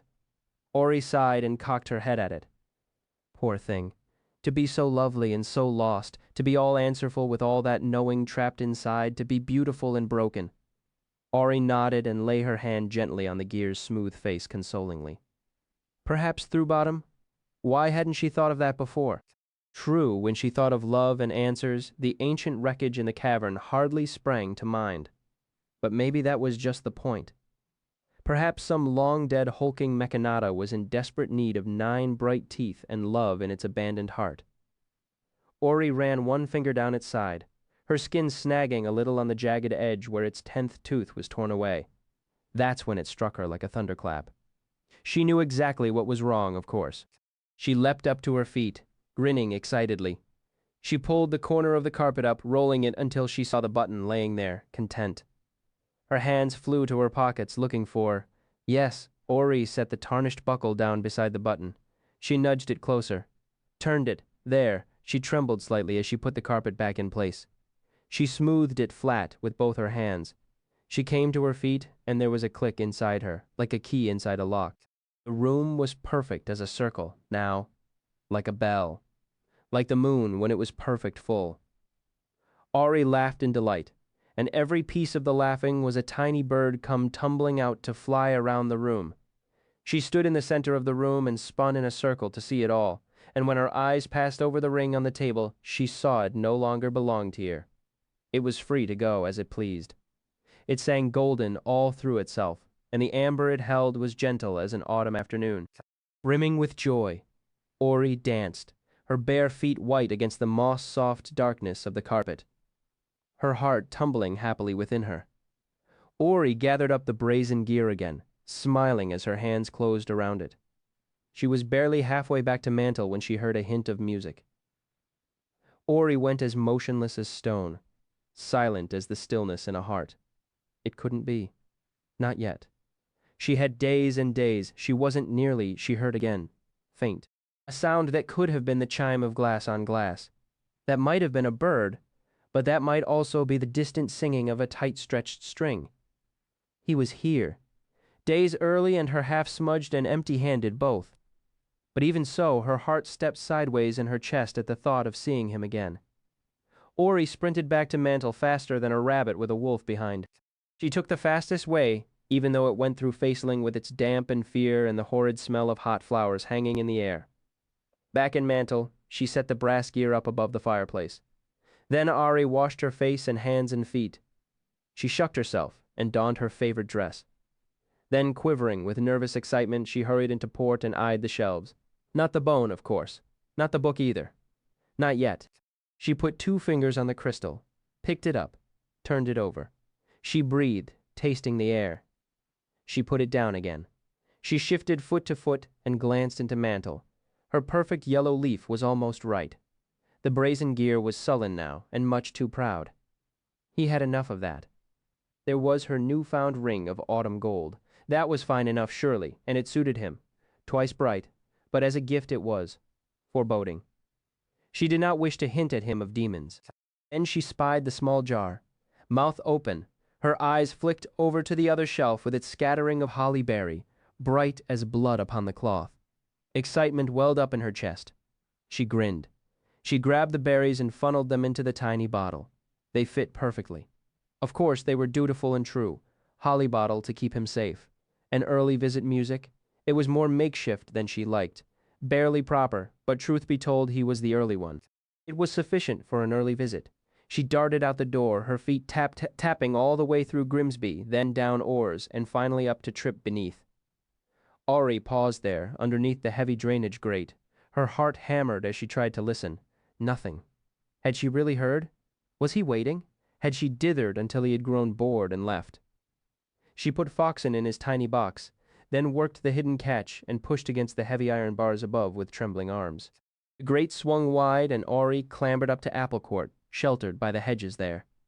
She went still, listened. No voices. Good. No light in the windows. Good. The moon was looking into Applecourt. Not a good moon. Auri looked out from the safety of the hedge, peering at the sky. No clouds. She closed her eyes and listened again. Nothing. She took a deep breath and darted through the open grass to stand beneath the sheltering branches of Lady Larbor. There she stopped to breathe, going still as steading. After looking round again, she scampered up the twisty branches. It was tricky with the holly bottle in one hand.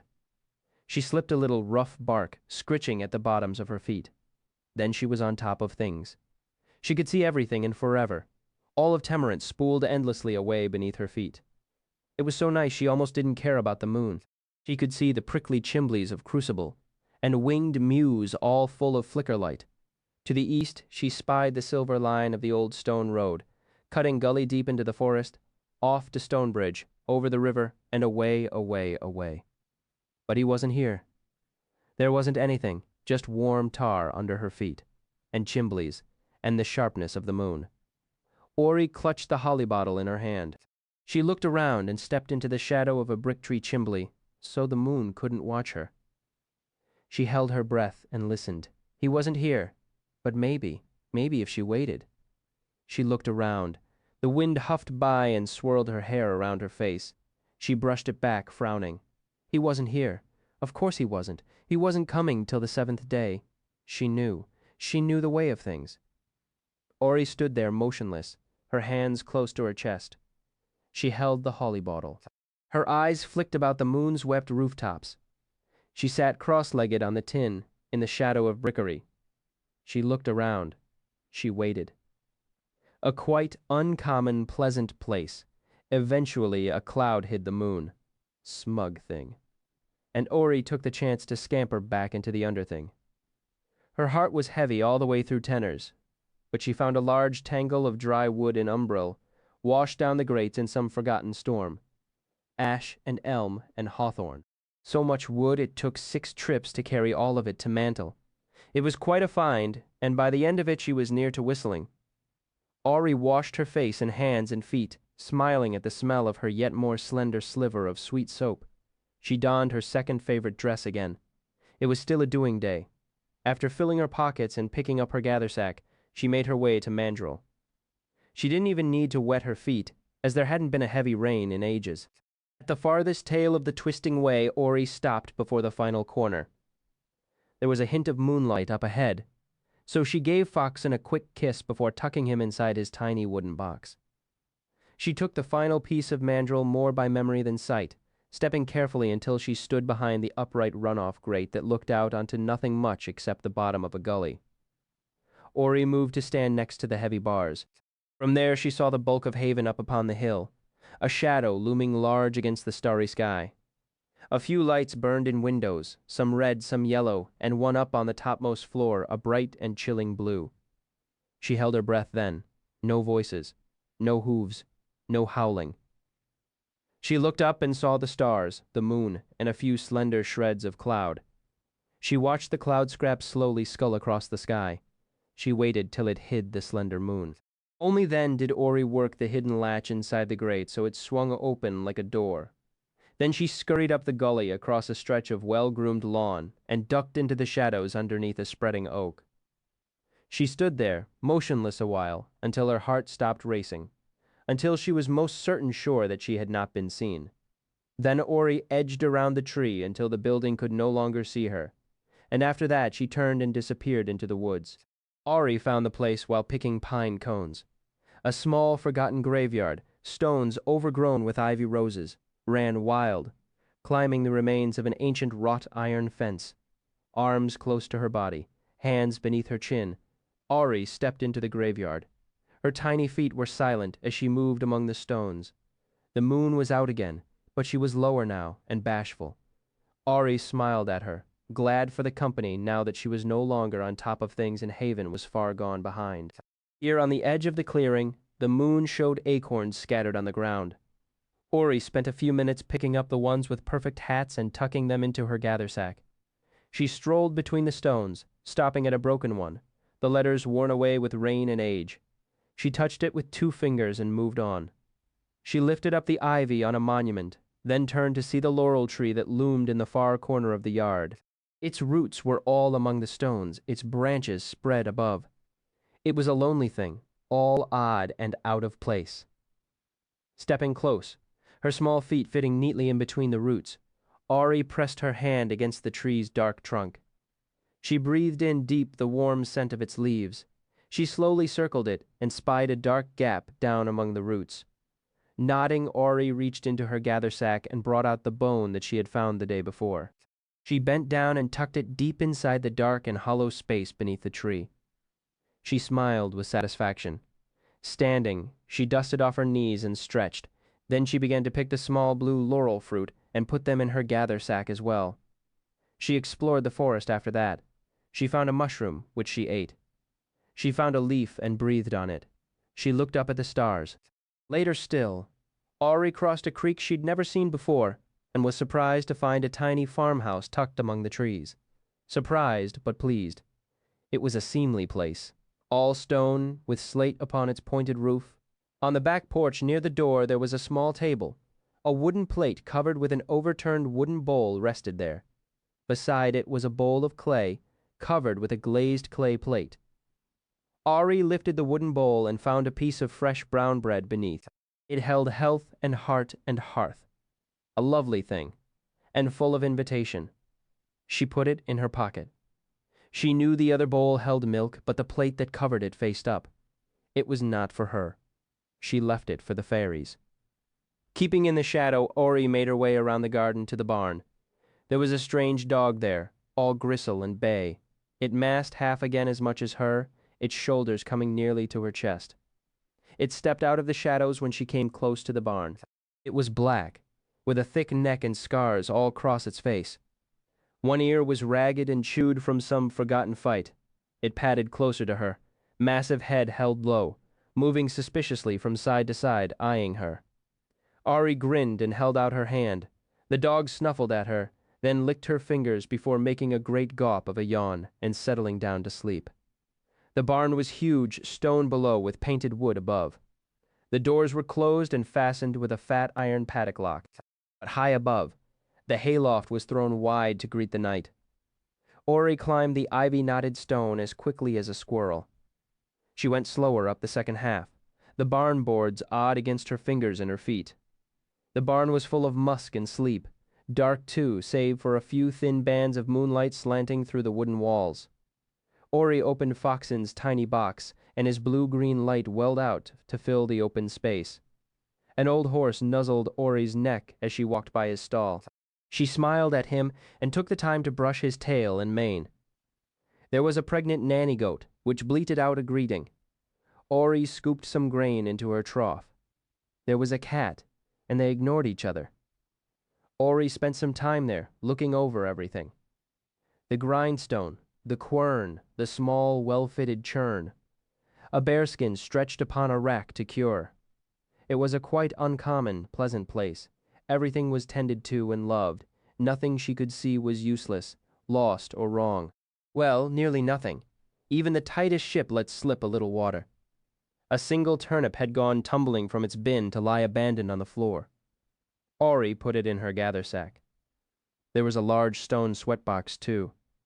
It was stacked with slabs of ice, each thicker than a cinder brick and twice as long. Inside she found butchered meat and sweet cream butter.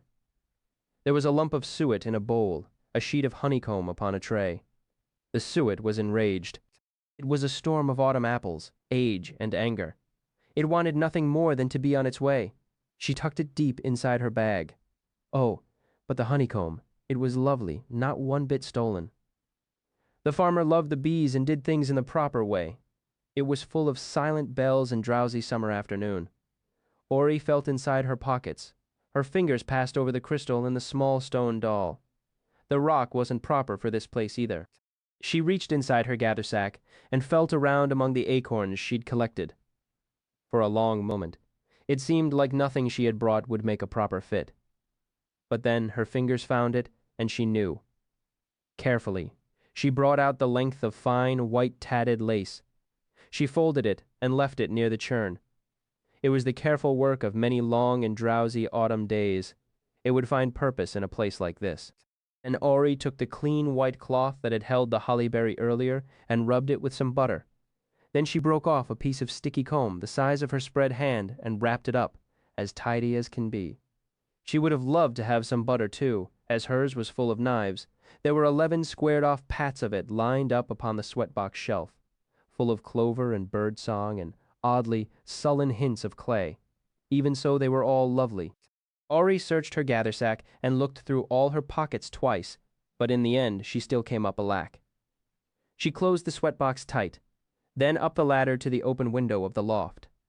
She put Foxen away, then made her slow way down the side of the barn, gather sack slung tight across her back. On the ground, Auri brushed her floating hair out of her face, then kissed the hulking dog atop his sleeping head.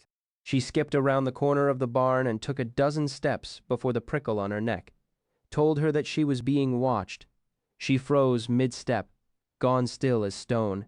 Touched by the wind, her hair moved of its own accord, slowly drifting to surround her face, as gently as a puff of smoke.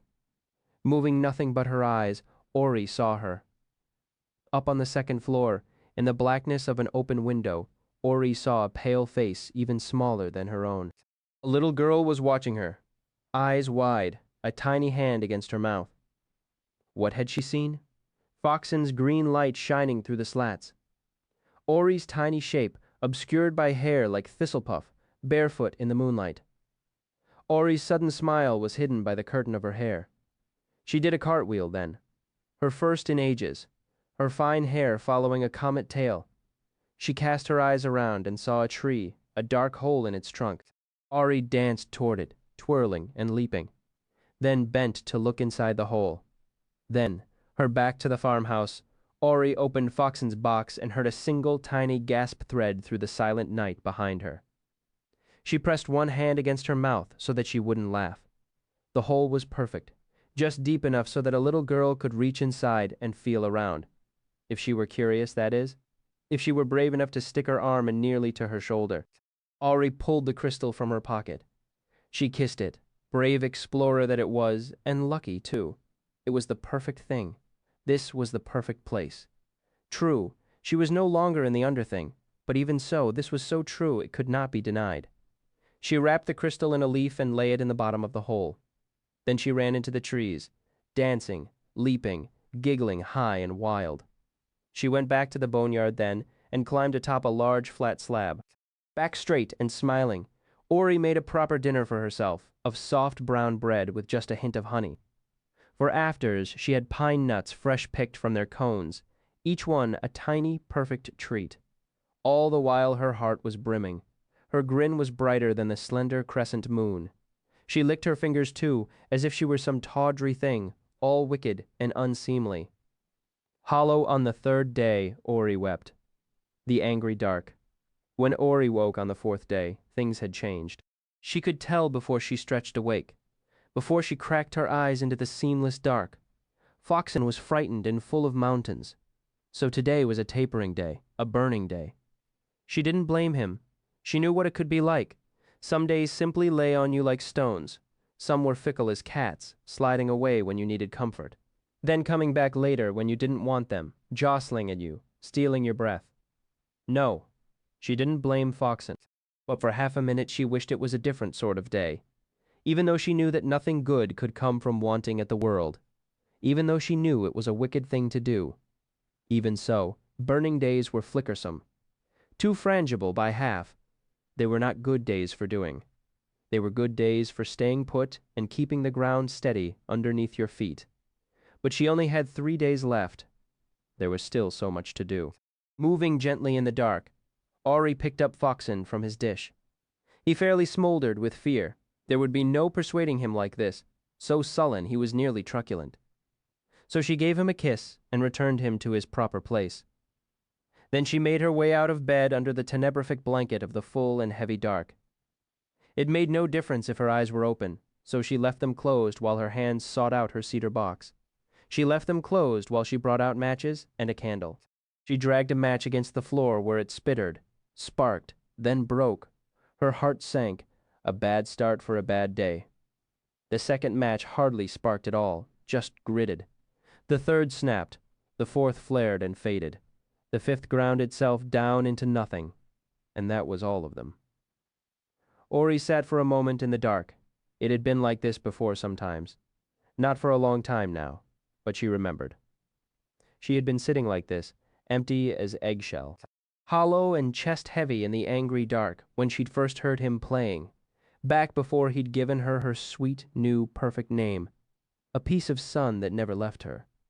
It was a bite of bread, a flower in her heart. Thinking of this made it easier for her to stand. She knew the way to her bed-table. The basin had fresh water. She would wash her face and hands, but there was no soap. She'd used the last of it, and all her other cakes were off where they belonged, in bakery. She sat down on the floor again beside her bed. She closed her eyes. She almost stayed there, too, all cut-string and tangle-haired and lonely as a button. But he was coming. He would be here soon, all sweet and brave and shattered and kind.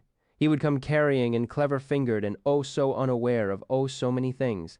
He was rough against the world, but even so, 3 days.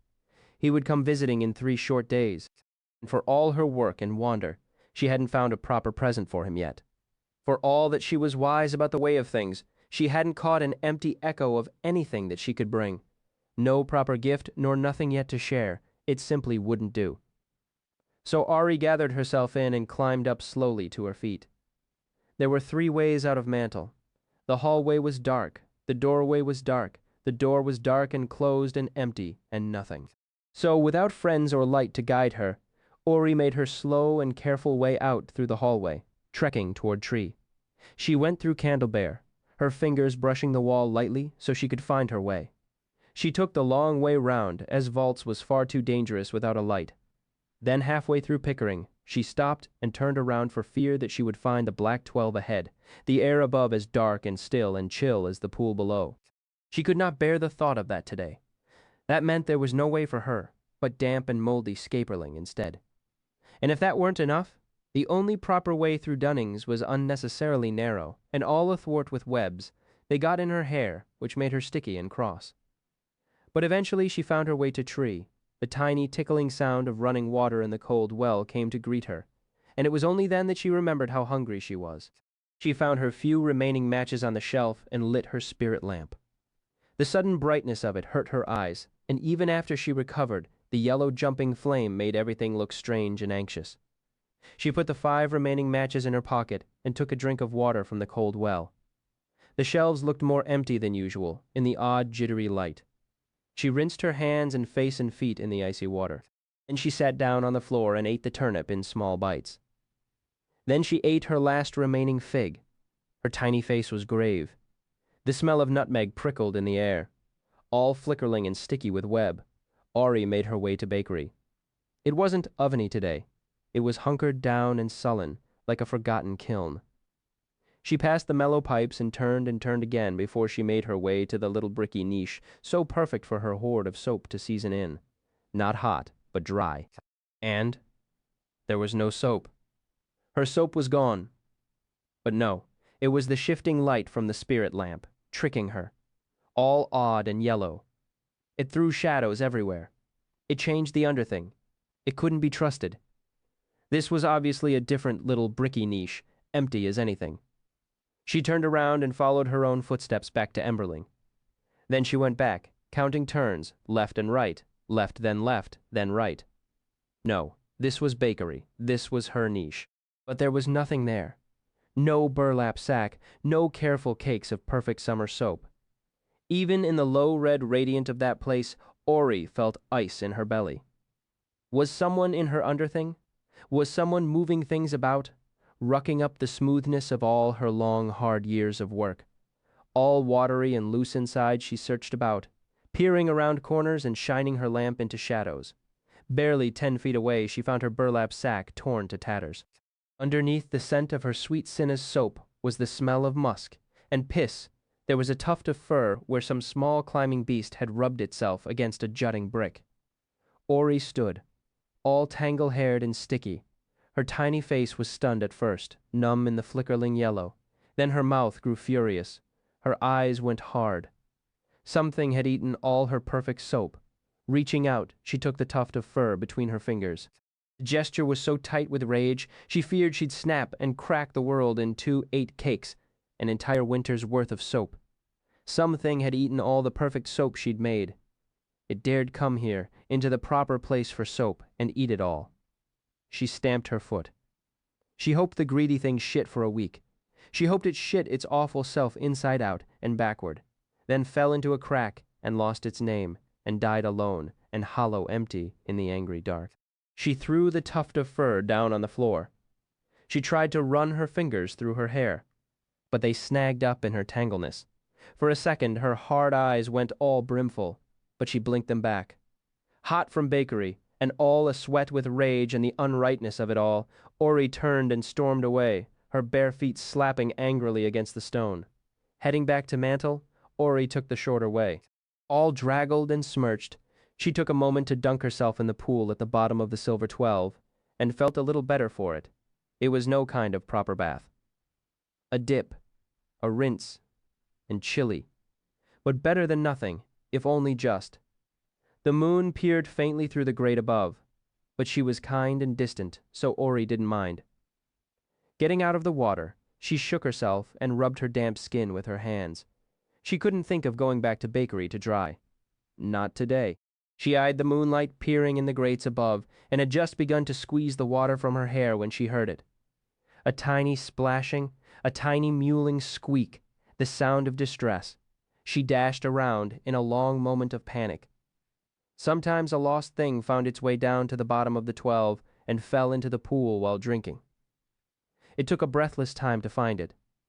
Her damned awful flicker light seemed to shed more shadow than it burned away, and echoes came from everywhere, scattered by the pipes and water in the silver 12, so ears were hardly any help at all.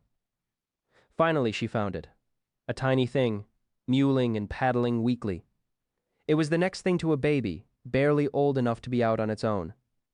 Auri took hold of a hanging brace and leaned out long across the water, one leg lifting up for balance while her other arm went out above her head. She stretched like a dancer. Her hand described a gentle arc and dipped into the pool, gently scooping the tiny draggled thing up. And it bit her. It sunk its teeth into the meaty bit between her finger and her thumb. Auri blinked and pulled herself back to the edge, cupping the small skunk gently in her hand. It struggled, and she was forced to grip it tighter than she liked.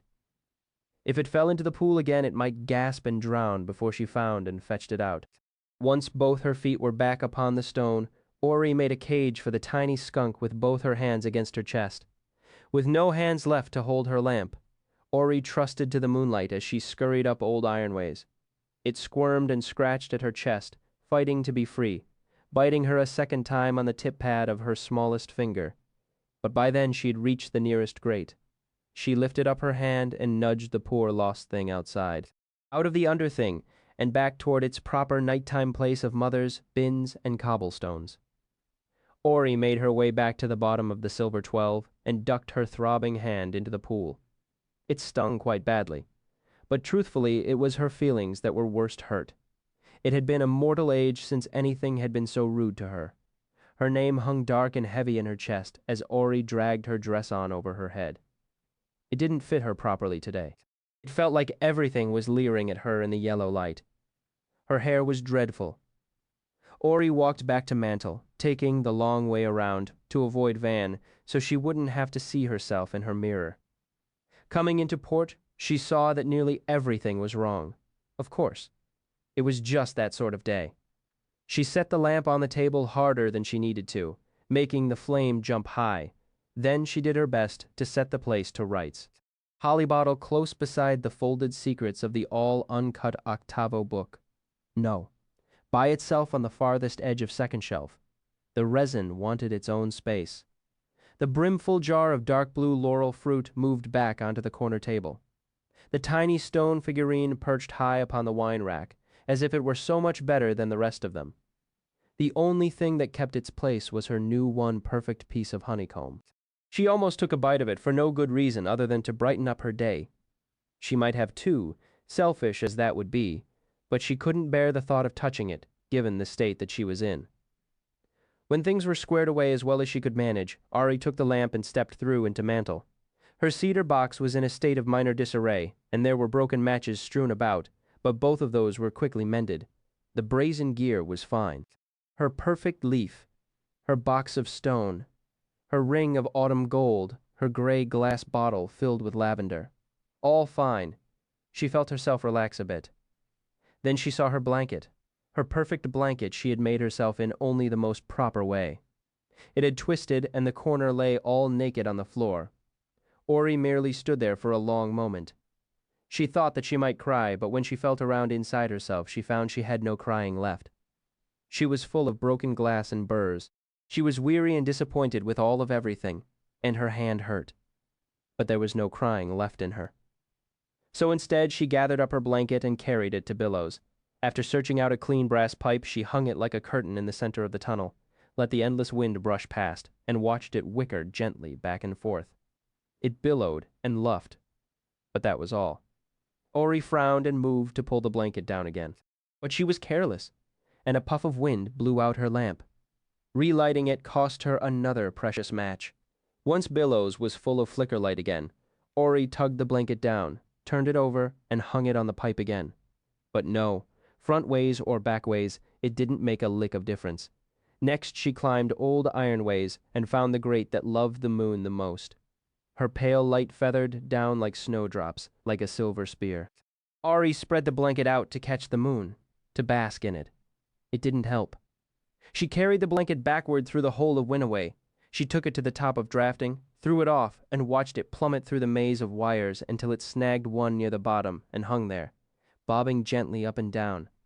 She carried it back to mantle and wrapped it round the horrid, galling, stubborn brazen gear that stood there gloating and golden in the flickering light. None of it did a bit of good.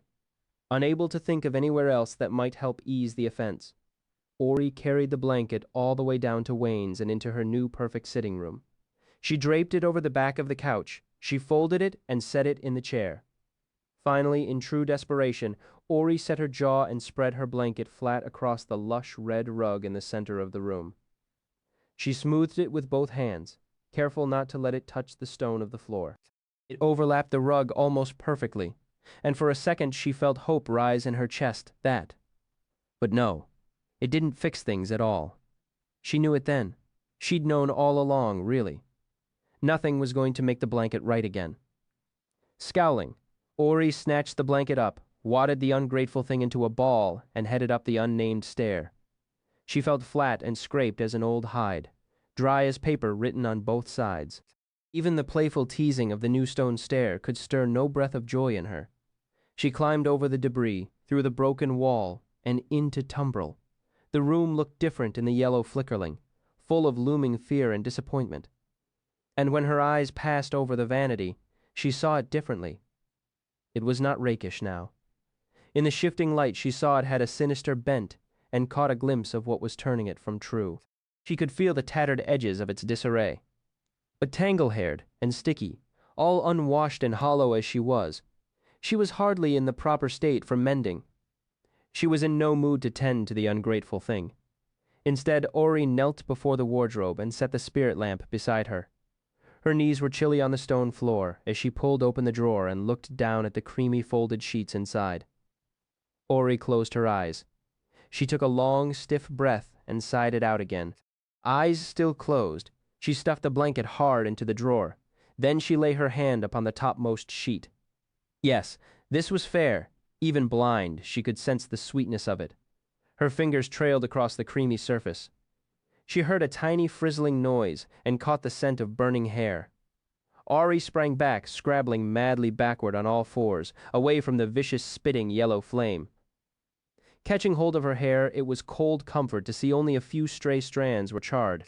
Auri stomped back to the wardrobe, snatched her blanket up, and slammed the drawer, too furious to even think of being properly polite. Then, climbing through the broken wall, Auri stubbed her toes against a jutting block of stone. She didn't drop her lamp, but it was a near thing. Instead, she merely cried in pain, staggering to catch her balance. Auri sat down hard upon the floor, clutching her foot. It was only then she realized she'd dropped her blanket. It was laying on the naked stone beside her. She grit her teeth so hard, she feared that they would break. After a long moment, she gathered up her things, trudged back to port, and stuffed the blanket angrily into the wine rack. Since that's where it belonged now, since that's the way things had to be. Auri spent a long time sitting in her thinking chair, glaring at the brazen gear. It was all glimmer and warm honey in the yellow light. She glared at it all the same as if it were to blame. As if it were the one that made a mess of everything. Eventually her sulk burned out. Eventually she calmed enough to realize the truth. You couldn't fight the tide or change the wind. And if there was a storm, well, a girl should batten down and bail, not run the rigging. How could she help but make a mess of things, the state that she was in? She'd strayed from the true way of things. First you set yourself to rights, and then your house, and then your corner of the sky. And after that, well, then she didn't rightly know what happened next. But she hoped that after that the world would start to run itself a bit, like a gear watch proper fit and kissed with oil. That was what she hoped would happen. Because, honestly, there were days she felt rubbed raw. She was so tired of being all herself, the only one that tended to the proper turning of the world. Still, it was sulk or sail. So Auri stood and rinsed her face and hands and feet. There was no soap, of course. It was no kind of proper wash. It didn't make her feel even a little better. But what else could she do? She brought the lamp to her lips and puffed out the yellow tongue of flame. Darkness flooded in to fill the room, and Auri climbed into her narrow, naked bed. Auri lay in the dark for a long while. She was tired and tangled and hungry and hollow. She was weary in her heart and head. But even so, sleep would not come. She thought it was the loneliness at first, or the chill that kept her gritty-eyed and shifty. Perhaps it was the dull ache of her twice-bit hand. But no. Those were no less than she deserved. They were not enough to keep her all wide-eyed at night. She'd learned to sleep with worse than that, back in the times before he'd come. Back in the years before she had her sweet, new perfect name. No. She knew what the problem was. She slid out of her bed and brought out one of her few matches.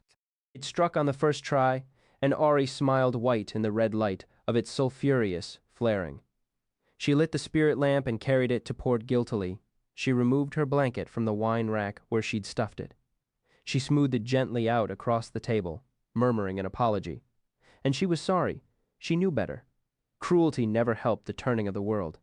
She folded the blanket carefully then, her hands gentle. She matched the corners and kept it square and true. Then she found the proper place for it upon the bookshelf, and brought the smooth gray stone so that it wouldn't want for company. It would be cold at night, and she would miss it. But it was happy there. Didn't it deserve to be happy? Didn't everything deserve its proper place? Still, she cried a bit as she tucked the blanket in, settling it on the shelf. Auri made her way back into mantle and sat on her bed, and she went back to port to make sure her crying hadn't skewed things all about. But no. She brushed the blanket with her hands, comforting. It was as it should be. It was happy. Back in mantle, Auri moved about the bare room, making sure everything was as it should be. Her thinking chair was just so, her cedar box was flush against the wall. Foxen's dish and dropper jar were resting on the bed shelf. The brazen gear sat in its niche, indifferent to the world. The fireplace was empty, clean and trim. Her bedside table held her tiny silver cup. Above the fireplace on the mantelpiece sat her perfect yellow leaf. Her small, strong box of stone, her gray glass jar with kind, dried lavender inside. Her ring of sweet, warm autumn gold. Auri touched each of these, making sure of them. They were everything they ought to be and nothing else. They were fine as fine. Despite all of this, she felt unsettled, here in her most perfect place. Auri hurried down to burrow, brought back a broom, and set to sweeping Mantle's floor. It took an hour, not because of any mess, but Auri swept slowly and carefully. And there was quite a lot of floor. She didn't often think of it, as Mantle hardly needed tending anymore, but it was a big place. It was hers, and the place loved her, and she fit here like a pea in her own perfect pod.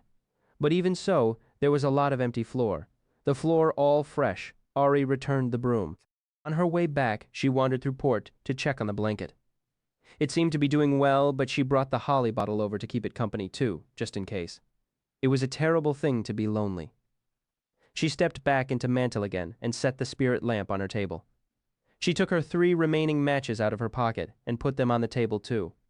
As she sat on the edge of her bed, Auri realized what was out of place. She was herself in disarray. She'd seen something in tumbrel and not tended to it. Auri thought of the 3 mirrored vanity, and a tickling finger of guilt ran itself along the edge of her heart. Even so. She was tired down in her bones now, weary and hurt. Perhaps just this once.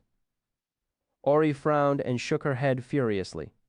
She was a wicked thing sometimes, all full of want, as if the shape of the world depended on her mood, as if she were important. So she stood and made her slow way back to tumbrel, down Crumbledon through Wains, through Circle Perfect Annulet and up the unmaned stair. After climbing through the broken wall, Auri looked hard at the vanity in the flickering light. As she did, she could feel her heart rise slightly in her chest. The shifting light against 3 mirrors, it made countless shadows dance across the bottles there. Stepping closer, Auri watched carefully. She would never have seen this properly without the shifting nature of the yellow light. She stepped left, then right, looking at things from both sides. She tilted her head. She went to her knees so that her eyes were level with the surface of the vanity.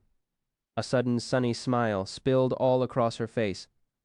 Back straight, Auri sat on the edge of the chair in front of the vanity. She tried not to look in the mirrors, knowing how she must appear. An unwashed, red-eyed, tangled mess. Too thin, too pale.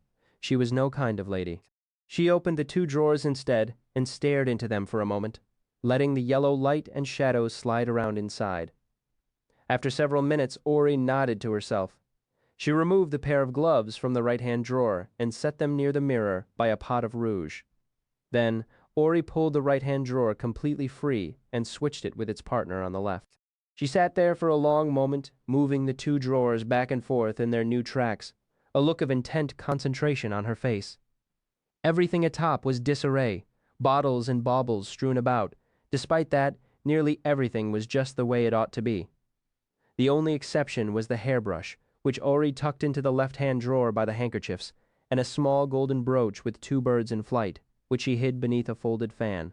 After that, the only thing out of place was a delicate blue bottle with a twisted silver stopper. Like many of the other bottles, it was laying on its side. Auri set it upright, but that wasn't right. She tried to tuck it in a drawer, but it didn't fit there either. She picked it up, listening to the liquid tinkling inside. She looked around the room uncertainly. She opened the vanity's drawers again, then slid them closed again. There didn't seem to be a place for it. She shook the bottle idly in her hand and tapped it with her fingernail. The pale blue glass was delicate as eggshell, but dusty. She gave the bottle a good polishing, hoping it might be a little more forthcoming.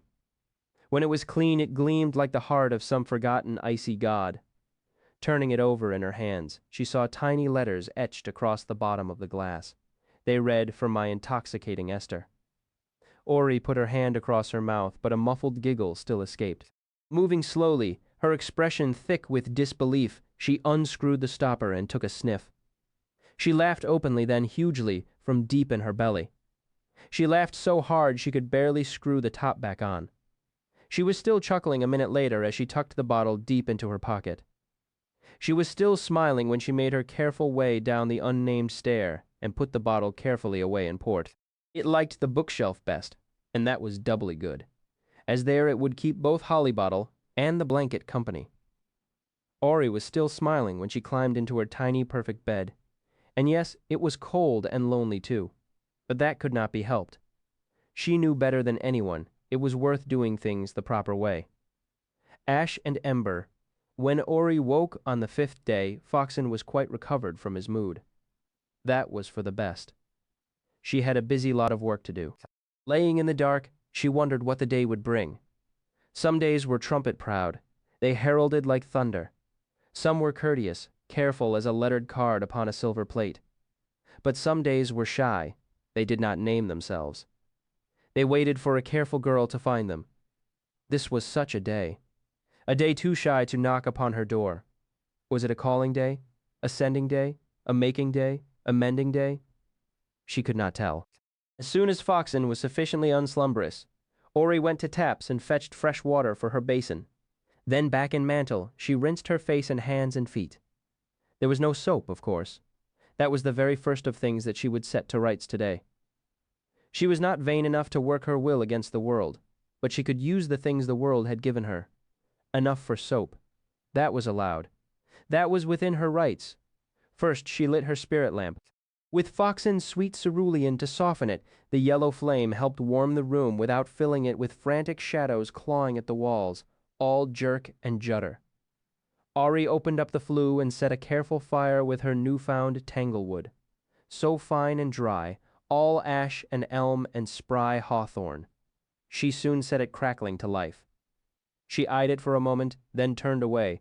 It would be burning for some time. It was just as Master Mandrag always said 9/10 of chemistry was waiting. But she had work enough to fill the time. First, she ventured down to tree.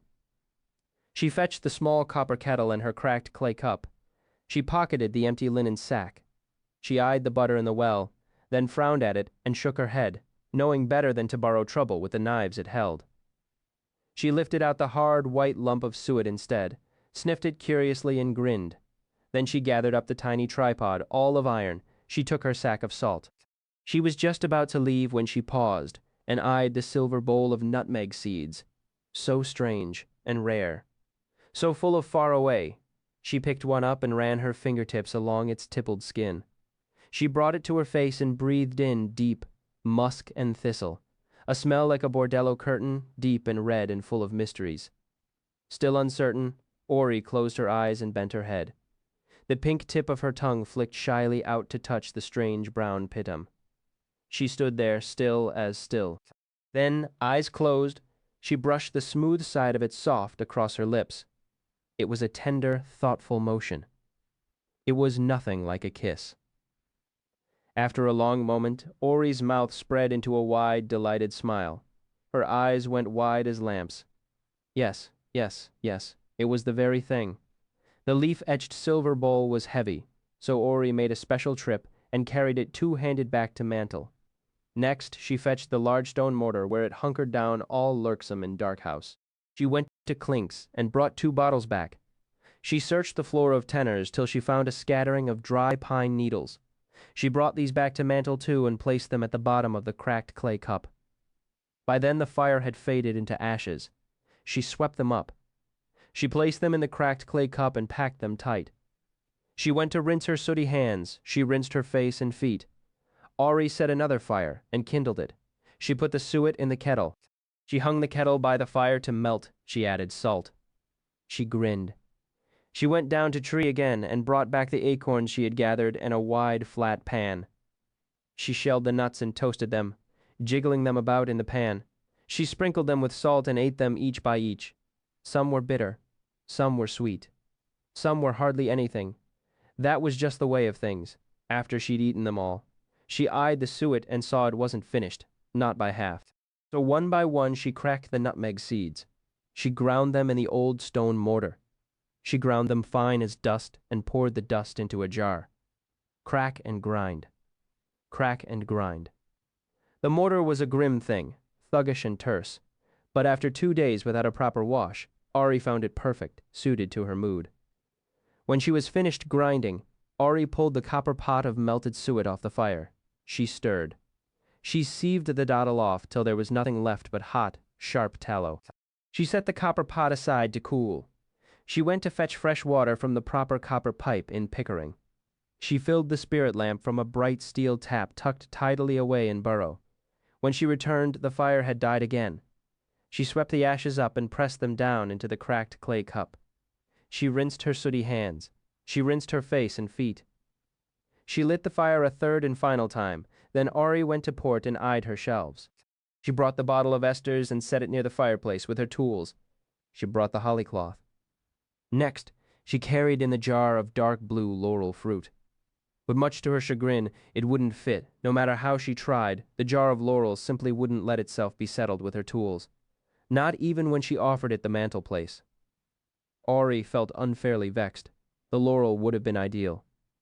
She'd thought of it as soon as she'd awoke and thought of soap. It would have fit like hand into a hand.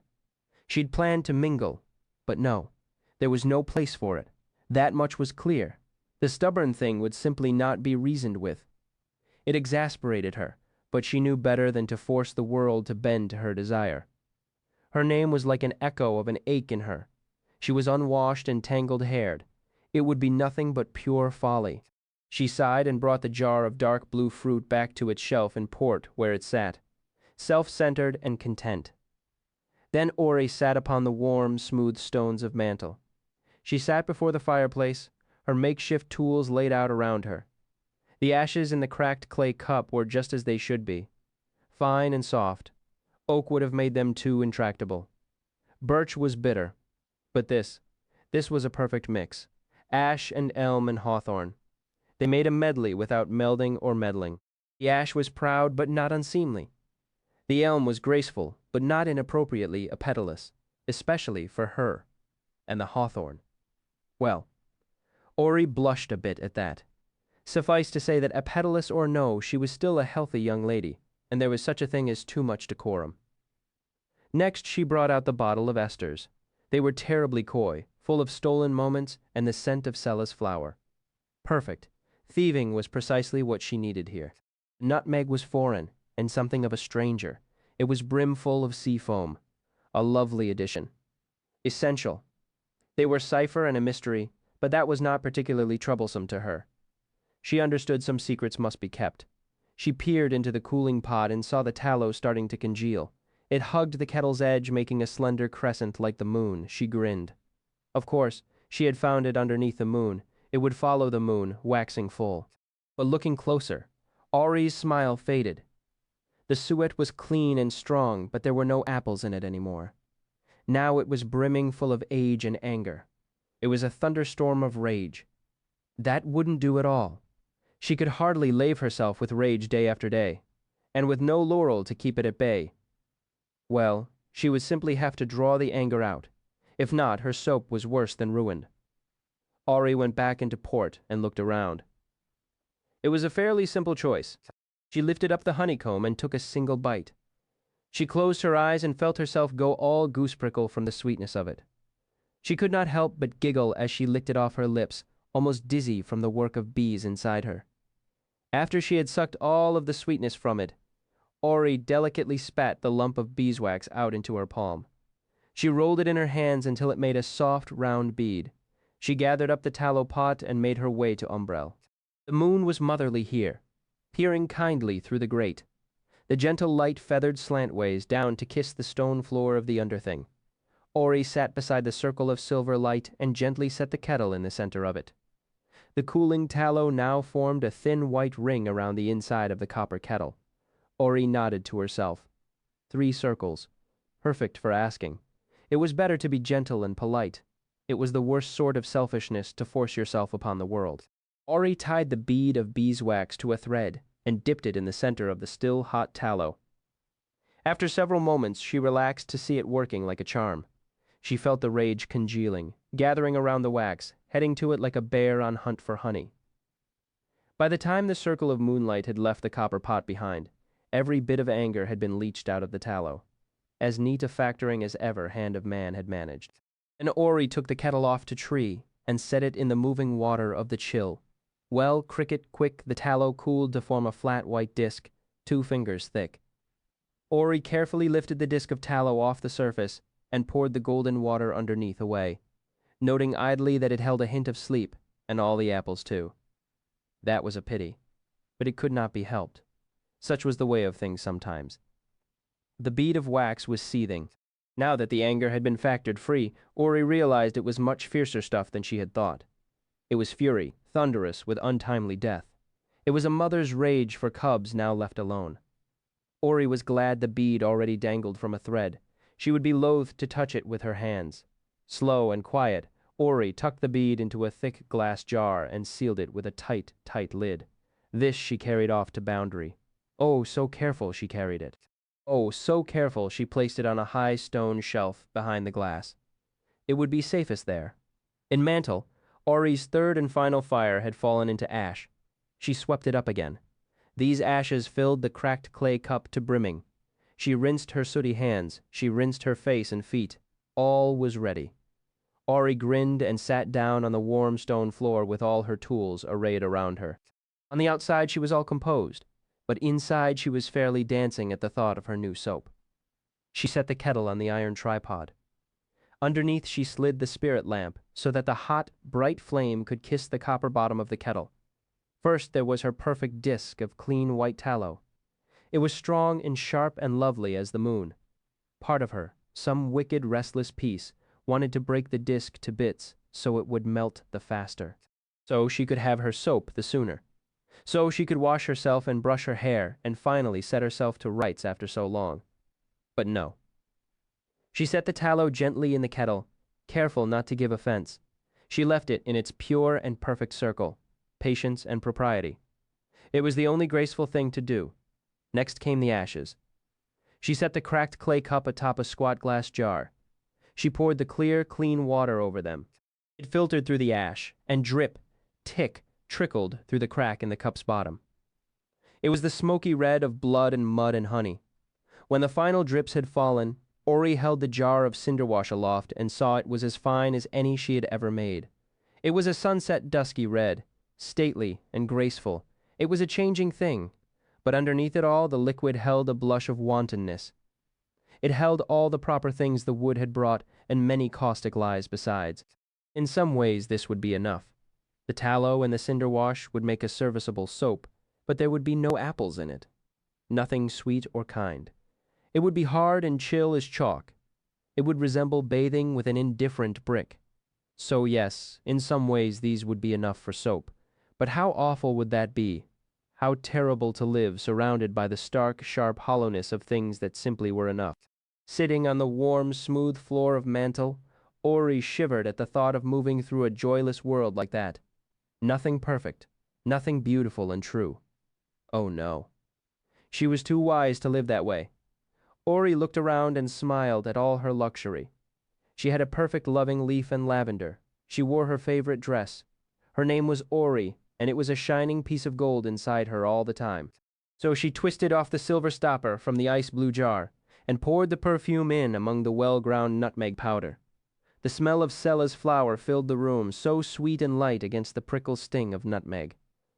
Auri smiled and stirred the two together with a kindling stick, then poured the thick, wet, pulpy mass into the linen sack she'd set inside a wide-mouthed jar. She used 2 sticks to twist the ends of the sack, and her makeshift wringer squeezed the fabric tight until it oozed a thick, dark, oily liquid that spattered down into the jar. It was barely a slow trickle. Just a spoonful of the liquid. 2 spoonfuls, 3. She turned the sticks, her mouth a line of concentration. The linen twisted tighter. The dark liquid welled up, gathered, dripped again, despite herself. Auri wished she had a proper press. It was so wasteful otherwise. She strained against the sticks, shifting her grip, and giving them another half a turn. She grit her teeth, her knuckles going white. Another drip. 3 more, 10. Auri's arms began to tremble, and despite herself, she glanced toward the iron-bound door that led to Boundary. She looked away. She was a wicked thing, but she was not so bad as that. Idle wishing was mere fancy. It was another thing entirely to bend the world toward her own desires. Finally, her shaking arms could bear no more. She sighed, relaxed, and pulled the sticks free, appending the linen sack into a shallow pan. No longer a dark, pulpy mass, the nutmeg pomace now looked pale and crumbly. Auri lifted up the glass and eyed the viscous liquid, clear as amber. It was lovely, lovely, lovely. It was like nothing that she'd ever seen before. It was thick with secrets and sea foam. It was prickle-rich with mystery. It was full of musk and whispers and tetradecanoic acid. It was so fine a thing she dearly wished for more of it. The jar hardly held a palmful. She glanced over at the pan and thought of squeezing out the pomace with her hands to gather up a few more precious drops. But reaching out, Auri found that she was oddly loath to touch the gritty mass with her own naked skin. She paused and tipped her head to look more closely at the pale, gray, crumbling pomace, and her stomach pulled into a knot at what she saw. It was full of screaming. Days of endless dark red screaming. It had been hidden by the mysteries before, but now the Salus suite had stolen those away, and Auri saw the screaming clear as day. Auri lifted up the jar and eyed the amber bine, but no, it was just as she had seen before. There was no screaming hidden there among the mysteries and musk. It was still a perfect thing. Auri drew a long and shaky breath at that, and setting down the jar, she gently lay the linen sack and both her twisting sticks inside the shallow tin pan beside the horrid pomace. She handled them as little as she could, with nothing but her fingertips, as if they had been poisoned. She did not want it near her. No bit of it. She knew already. She knew of red. She'd had enough of screaming. Sweating slightly, Auri lifted up the pan with both her hands and turned to face the doorway. And she stopped before she took a single step toward well-ordered port. She could not keep this there. Who knew what chaos it would bring? Screaming was no kind of kindly neighbor. Auri turned toward the hallway then. She took a step, then stopped, not knowing where she'd go. To billows where the wind would carry screaming all throughout the underthing. To tree where it would smolder like a coal so near her pots and pans and precious peas. But no. No, no. So Auri turned a final time. She turned to face the third way out of Mantle. She turned toward the iron-bound door and brought the linen bag to Boundary. Returning, Auri rinsed her face. She rinsed her hands and feet. She took one step toward the tripod and the copper pot, then stopped. She went back to her basin. She rinsed her face. She rinsed her hands and feet. More than anything, she wanted soap to sit and finish what she had begun. She was so close. At first, she stepped off hurriedly to port to make herself quite sure of things. She smoothed the blanket with both hands. She touched the flat gray stone. She moved the holly bottle back where it belonged. She touched the leather book, then opened up the cover to make sure certain its pages were still all uncut. They were. But glancing back toward the shelf, she saw the stone had gone all out of joint. She tried to slide it back to proper true, but couldn't see the shape of it, and couldn't tell the way of things, and if it was a place where it was right. The honey too? She wanted honey, but she mustn't. She rubbed her eyes, then forced herself to stop and look down at her hands. She hurried back to mantle. She rinsed her face. She rinsed her hands and feet. She felt the panic rising in her. Then she knew. She knew how quickly things could break. You did the things you could. You tended to the world for the world's sake. You hoped you would be safe. But still, she knew it could come crashing down and there was nothing you could do. And yes, she knew she wasn't right. She knew her everything was canted wrong. She knew her head was all on kilter. She knew she wasn't true inside. She knew her breath was coming harder now, her heart a hammer in her chest. The light was brighter and she heard the sound of things that normally she couldn't hear. A keening of the world, all out of place. A howl of everything all turned from true. Auri looked around the room, all startled sweat and fear. She was tangle and cut string. Even here she could see traces. Mantle was all eggshell, even her most perfect place. Her bed was almost not her bed, her perfect leaf so frail. Her box of stones so far away. Her lavender no help at all and growing pale. She looked down at her shaking hands. Was she all full of screaming now, again? No, no, no! It wasn't her. Not just.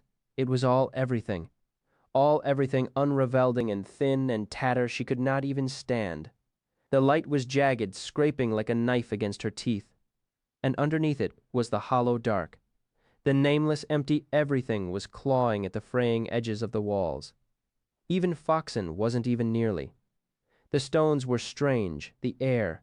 She went looking for her name and couldn't even find it flickering. She was just hollow in. Everything was. Everything was everything. Everything was everything else. Even here in her most perfect place, she needed. Please, she needed please, but there, against the wall she saw the brazen gear was all unchanged. It was too full of love, nothing could shift it, nothing could turn it from itself. When all the world was palimpsest, it was a perfect palindrome, inviolate. It was all the way across the room. So far she feared she could not reach it, not with the stones below her gone so rough, not hollow as she was. But when she moved a bit, she saw it was not hard at all. It was downhill. The proud, bright brazen gear was true enough. It pressed down hard against the thin, frayed, tatter world and made a dent. Then she was touching it. It was so smooth and warm along its face, and all a sweat, breathless, desperate Auri pressed her forehead up against its cool. She took hold of it with both her hands. The sharpness of its edges on her palms was like a calming knife. She clung to it at first, like someone in a shipwreck grips the stone of shore. But all the world around her was still storm, all tumble down, all crumble pale and ache, and so, with shaking arms, she strained against it. She pulled to turn the gear upon its narrow ledge of rock. She spun it widdershins. The breaking way, it tipped from tooth to tooth. She spun the brazen gear, and only then did Auri understand the fearsome weight of it. It was a fulcrum thing. It was a pin, a pivot. It shifted, tilted, but truthfully it only seemed to turn. In truth, it stayed. It stayed. In truth, the whole world spun. One final weighty tip, and now the space left by the missing tooth was turned straight down, and as the edges of the gear grit hard into the stone, Auri felt the whole world jar around her. It ticked, clicked, fit, fixed. Trembling, she looked around and saw that everything was fine. Her bed was just her bed. All of everything in mantle. Fine. Nothing was nothing else. Nothing was anything it shouldn't be. Auri sat down hard upon the floor. So sudden, full of sweet relief, she gasped. She laughed and gathered up the gear and held it to her chest. She kissed it. She closed her eyes and wept, all to her desire setting fulcrum back upon his narrow ledge. Auri wiped her smudgy tears away from his sweet brazen face. Then she walked over to the kettle and was pleased to see the tallow was all melted. It smelled of hot, of hearth, of earth, of breath. She bent and puffed the yellow flame away. Then to her basin. Auri rinsed her face. She rinsed her hands and feet. She sat herself beside the kettle on the warm stone floor. Soon now, close. She grinned, and for the space of one long breath she almost didn't mind how tangle-haired and smudged she had become. Auri stirred the tallow with a slender stick. She drew a calming breath. She took the jar of cinder wash and poured it slowly in among the tallow. The mix went cloudy all at once, white tinged with just a hint of pink. She grinned, her proudest grin, and stirred again. She gathered up the amber bine, all prickling quick and petal kind. She poured it in the kettle too, and all the room was filled with musk and mystery and bare. She stirred, and Celis filled the air, her face intent. Once more she stirred, once more. She felt the mix grow thick. She stopped and set aside the slender stick. She took a breath and let it out. She went and rinsed her face and hands and feet. 2 by 2, she gathered up her tools and took them back where they belonged. Back to tree and port and clinks, she carried bottles, lamps, and pans. When all of this was done, Auri took the now cool copper pot and carried it to port. She tipped the kettle, reached inside, and lifted out a smooth, curved dome of pale, sweet soap. She used the flat edge of the petal plate to slice the dome of soap. She cut it into cakes, each one a different size, a different shape, each to each and all to her desire. It felt wicked and delicious, but given that the soap was hers, this tiny willfulness could do no harm. She indulged herself from time to time. It helped to remind her she was truly free. As she worked, Auri saw the soap was not true white. It was the palest pink, the color of fresh cream with just a single drop of blood. Auri lifted up a cake, and moving oh so careful, she brought it to her face and touched it lightly with her tongue.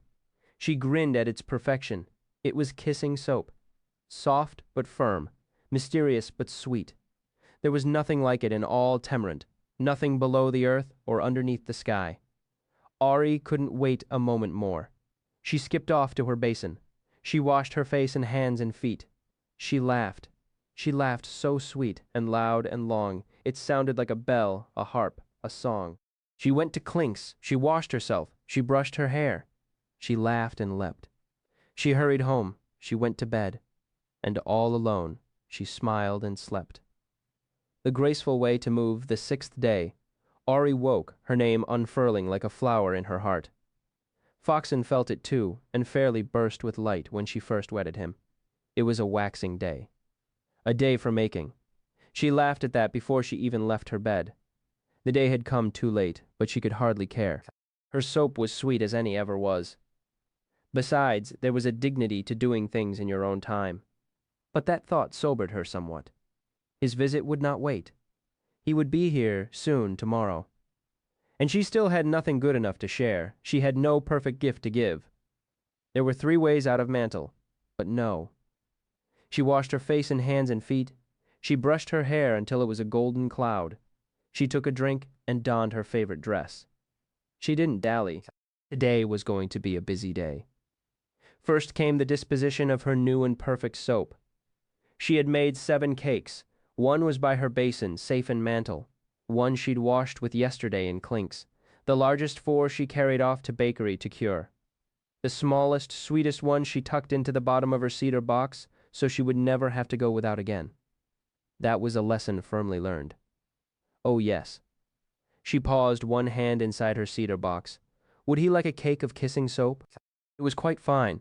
He never would have seen its like before. But no, she flushed before she'd even finished thinking it. It would be altogether too improper. Besides, it was not right for him.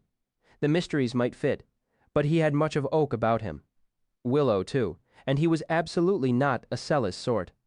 She shut the lid of her sweet cedar box, but getting to her feet, Auri felt the room go bright and tip around her. Staggering, she took 2 steps and sat down on the bed before she fell. She felt the fear rise up in her. Her eyes darted round the room. All startlement. Was this? No. This was a simpler thing. Her stomach was an empty drum again. She had forgotten to tend herself. So, when her head stopped spinning, it was off to tree. But on a whim for company, she brought along brash Fulcrum. He had seen so little of the underthing, and heavy as he was, it really was the least that she could do for all his help. Hands were nearly all the fruit that tree could offer up, but only nearly. She brought out a tin pot and filled it with fresh water. She lit the spirit lamp with her penultimate match. Then she climbed onto the counter and reached with both hands to fetch down her jar. The dried peas rolled inside, tinkling playfully against the glass. She worked the baling top and poured peas into her tiny hand until they filled her cupped palm. Her hand was not that large. It was not so very many peas, but it was half of what she had. She tipped them into the pot where they plinked into the warming water. Then, after a moment's hesitation, Auri shrugged and poured the other half into the pot as well. She set the empty bottle on the countertop and looked around. The burner's flicker light and Foxen's green-blue glow both showed the bareness of the shelves.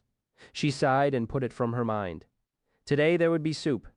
Tomorrow he would visit, and after that, well, after that, she would do her best. That was the only way. You did not want things for yourself. That made you small, that kept you safe.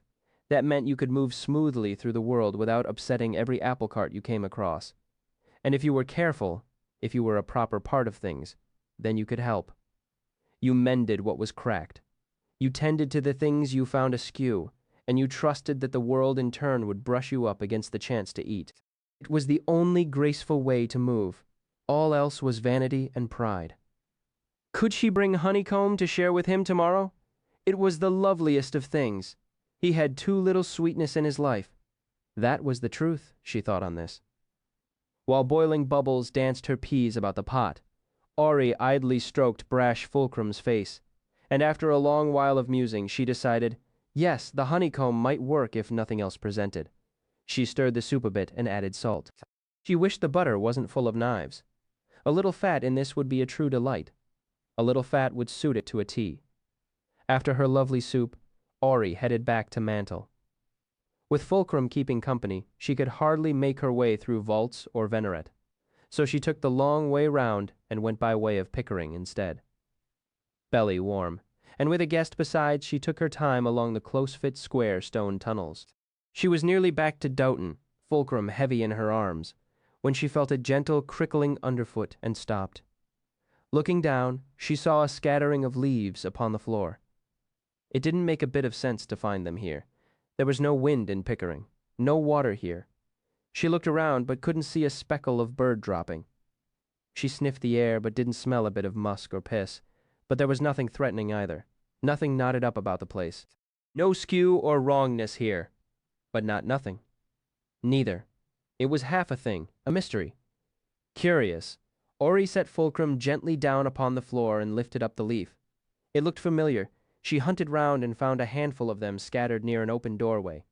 She picked these up, and when they wrangled up together in her hand, she understood. Excited, she took Fulcrum back to Mantle. Before she left, she kissed his face and set him comfortably to rights upon his stony ledge. Gap down, of course. And she skipped to port and lifted up the silver bowl. She held the crickling leaf she carried up against the twining leaves engraved around the edge. It was the same. She shook her head, unsure of what they might portend. Still, there was only one way to tell. Taking up the silver bowl, Auri scurried back to Pickering, then through the doorway where she'd found the clustered leaves, over a stone tumble, around a fallen beam.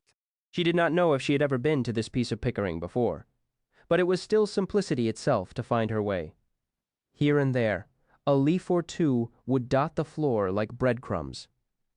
Finally, she came to the bottom of a narrow shaft that led straight up. An ancient chimney from the days before? A tunnel for escape? Oh well, it was narrow and steep, but Auri was a tiny thing, and even carrying the silver bowl, she climbed it quickly as a squirrel. At the top she found a plank of wood, already partially askew. She pushed it easily aside and clambered out into a basement room. The room was dusty and disused, full of shelves, barrels stacked in corners, shelves jammed full with bundles, kegs, and crates. In among the smell of dust, she caught a whiff of street and sweat and grass. Looking round, she saw a window high up in the wall, and on the floor below some broken glass. It was a tidy place, save for a scattering of leaves blown down in some forgotten storm. There were sacks of corn and barley flour, winter apples, waxed packages stuffed tight with figs and dates. Auri walked around the room, her hands behind her back. She stepped lightly as a dancer on a drum, kegs of molasses, jars of strawberry preserve. Some squash had tumbled from their burlap bundle just beside the door. She shooed them back inside and pulled the drawstring tight. Eventually she bent to look more closely at a lower shelf. A single leaf had come to rest atop a small clay crock. Moving carefully, She lifted up the leaf, removed the crock, and put the silver bowl down in its place. She lay the leaf back down inside the bowl. She allowed herself a single longing look around the room. No more. Then Auri headed back the way she came. Only back in the familiar dark of Pickering did she draw an easy breath. Then eagerly she brushed the dust from her new treasure. If the picture was to be believed, the crock held olives. They were lovely. The olives went to tree. They looked a little lonely on their shelf, but lonely was a long sight, better than naught but empty echo, salt and butter full of knives. Better by a long road. Next she checked on things in port. The ice blue bottle wasn't entirely at home. It huddled on the lowest, leftist shelf upon the eastern wall. Auri touched it gently, doing her best to reassure. He liked bottles. Might this be a seemly gift? She picked it up and turned it in her hands. But no, not this bottle. Grave. Graven. Not named for someone else. Maybe some other bottle that felt nearly right? Not quite, but nearly. She thought about the vanity in tumbrel. Yesterday it had seemed squared and true, but she was more than slightly tattered then. Not at her best. Perhaps there was a bottle mixed among the rest. Something wrong, or lost, or out of place. If nothing else, it was a place to start. So Auri gathered up the warm, sweet weight of fulcrum in her arms, and because he hadn't seen them yet, she took the slightly longer way through Van and Forth and Lucient before she headed down to Wayne's. She paused to rest in Amulet, her new and perfect circle of a sitting room. Fulcrum settled like a king upon the velvet chair, while Auri lounged upon the fainting couch and let her arms recover from the oh-sweet ache of holding him. But she was too busy for long lounging. So Auri gathered up the heavy gear again and made her slow way up the unnamed stair, taking her time so Fulcrum could marvel at the odd and cunning coyness of the place. And as the two of them were gentle folk, they both ignored the bashful door that sat upon the landing. Then into tumbrel. Climbing through the wall, Auri saw the room was just as she remembered. Not perfect true like Amulet, but nothing glaringly unskew. Nothing askant or lost or loudly wrong. Now that the vanity was squared away, tumbrel seemed content to rumble down into a long, warm winter's sleep. Even so, she'd come all this way. So she opened up the wardrobe and peered inside. She touched the chamber pot. She looked into the closet too, nodding politely to the broom and bucket there. Auri eyed the vanity. There were a few fine bottles there. One especially caught her eye. It was small and pale, coruscant, like opal, perfect with a cunning clasp.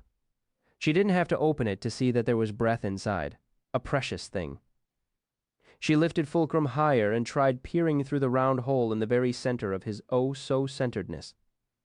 She hoped to notice something she had missed before, something loose or raveledy, some thread that she could tug to jostle something free. But no. Whether she looked straight or slant, the vanity was well and truly set to rights. A bottle coruscant with hidden breath would be a princely gift. But no. Taking it was every bit as stupid and unkind as wrenching out a tooth so she could carve a bead from it and thread it on a string. She sighed and left. Out through the wall, then down the unnamed stair. Perhaps she could go hunting down in Lynn. It was a piping place, and it was then, heading down a sly stone turned beneath her foot. As Auri made her musing way from tumbrel down the unnamed stair, a stone step tipped and pitched her forward, lurching. Auri gave a cry, and in her sudden startle Fulcrum leapt away. He spun and tumbled from her arms and sailed out from the cloud of her gold hair. Heavy as he was, he almost seemed to float rather than fall. He turned, toppled, and struck the seventh stair. So hard he cracked the stone and bounded back into the air, then spun again, fell flat upon his brazen face and shattered on the landing. The sound he made was like the keening of a broken bell. The sound was like a dying harp. Bright pieces scattered when he struck the stone. Auri somehow kept her feet. She didn't fall, but oh, her heart went icy in her chest. She sat down hard upon the steps, too numb to walk. Her heart was cold and white as chalk. She could still feel him in her hands. She saw the lines of his sharp edges kissed into her skin. Coming to her feet, she shuffled stiffly down the stairs. Her steps were numb and stumbling as more thoughtless stepstones tried to trip her, like a daft old man who won't stop telling an unfunny joke yet and again. She knew. She should have moved more gently with the world. She knew the way of things. She knew if you weren't always stepping lightly as a bird, the whole world came apart to crush you, like a house of cards, like a bottle against stones, like a wrist pinned hard beneath a hand with the hot breath smell of want and wine. All brittle stiff, Auri came to stand upon the bottom stair. Her eyes were down, and all around her hung her sunny hair. This was the worst of wrong. She could not bring herself to look beyond her tiny dust-smudged feet. But there was nothing else to do. She lifted up her eyes and peered, then peeked. Then she saw the pieces, and her heart went sideways in her chest. No, not shattered. Broken. He had broken. Slowly, Auri's face broke too. It broke into a grin so wide you'd think she ate the moon. Oh yes, fulcrum had broken, but that wasn't wrong. Eggs break, horses break, waves break. Of course he broke. How else could someone so all-certain-centered let his perfect answers out into the world? Some things were just too true to stay. Fulcrum lay in 3 bright pieces, 3 jagged shapes with 3 teeth each. No longer a pin stuck hard into the heart of things. He had become 3 threes. If anything, her grin grew wider then. Oh. Oh. Oh, of course, it wasn't something she was looking for. No wonder all her searching was for naught. No wonder everything was canted wrong. It was 3 things. He was bringing 3, and so must she. 3 perfect threes would be her gift for him. Auri's brow furrowed, and she turned to look back up the stairs. The gear had struck the 7th step. Fulcrum had shattered it quite flagrantly. Not 7, then. Another thing she had been wrong about. He wasn't coming on the 7th day. He would visit her today. Some other time that knowing might have sent her spinning badly out of true. It would have set her all a-sweat and tangled beyond all hope. But not today. Not with the truth so sweetly set before her. Not with everything so sudden plain for her to see.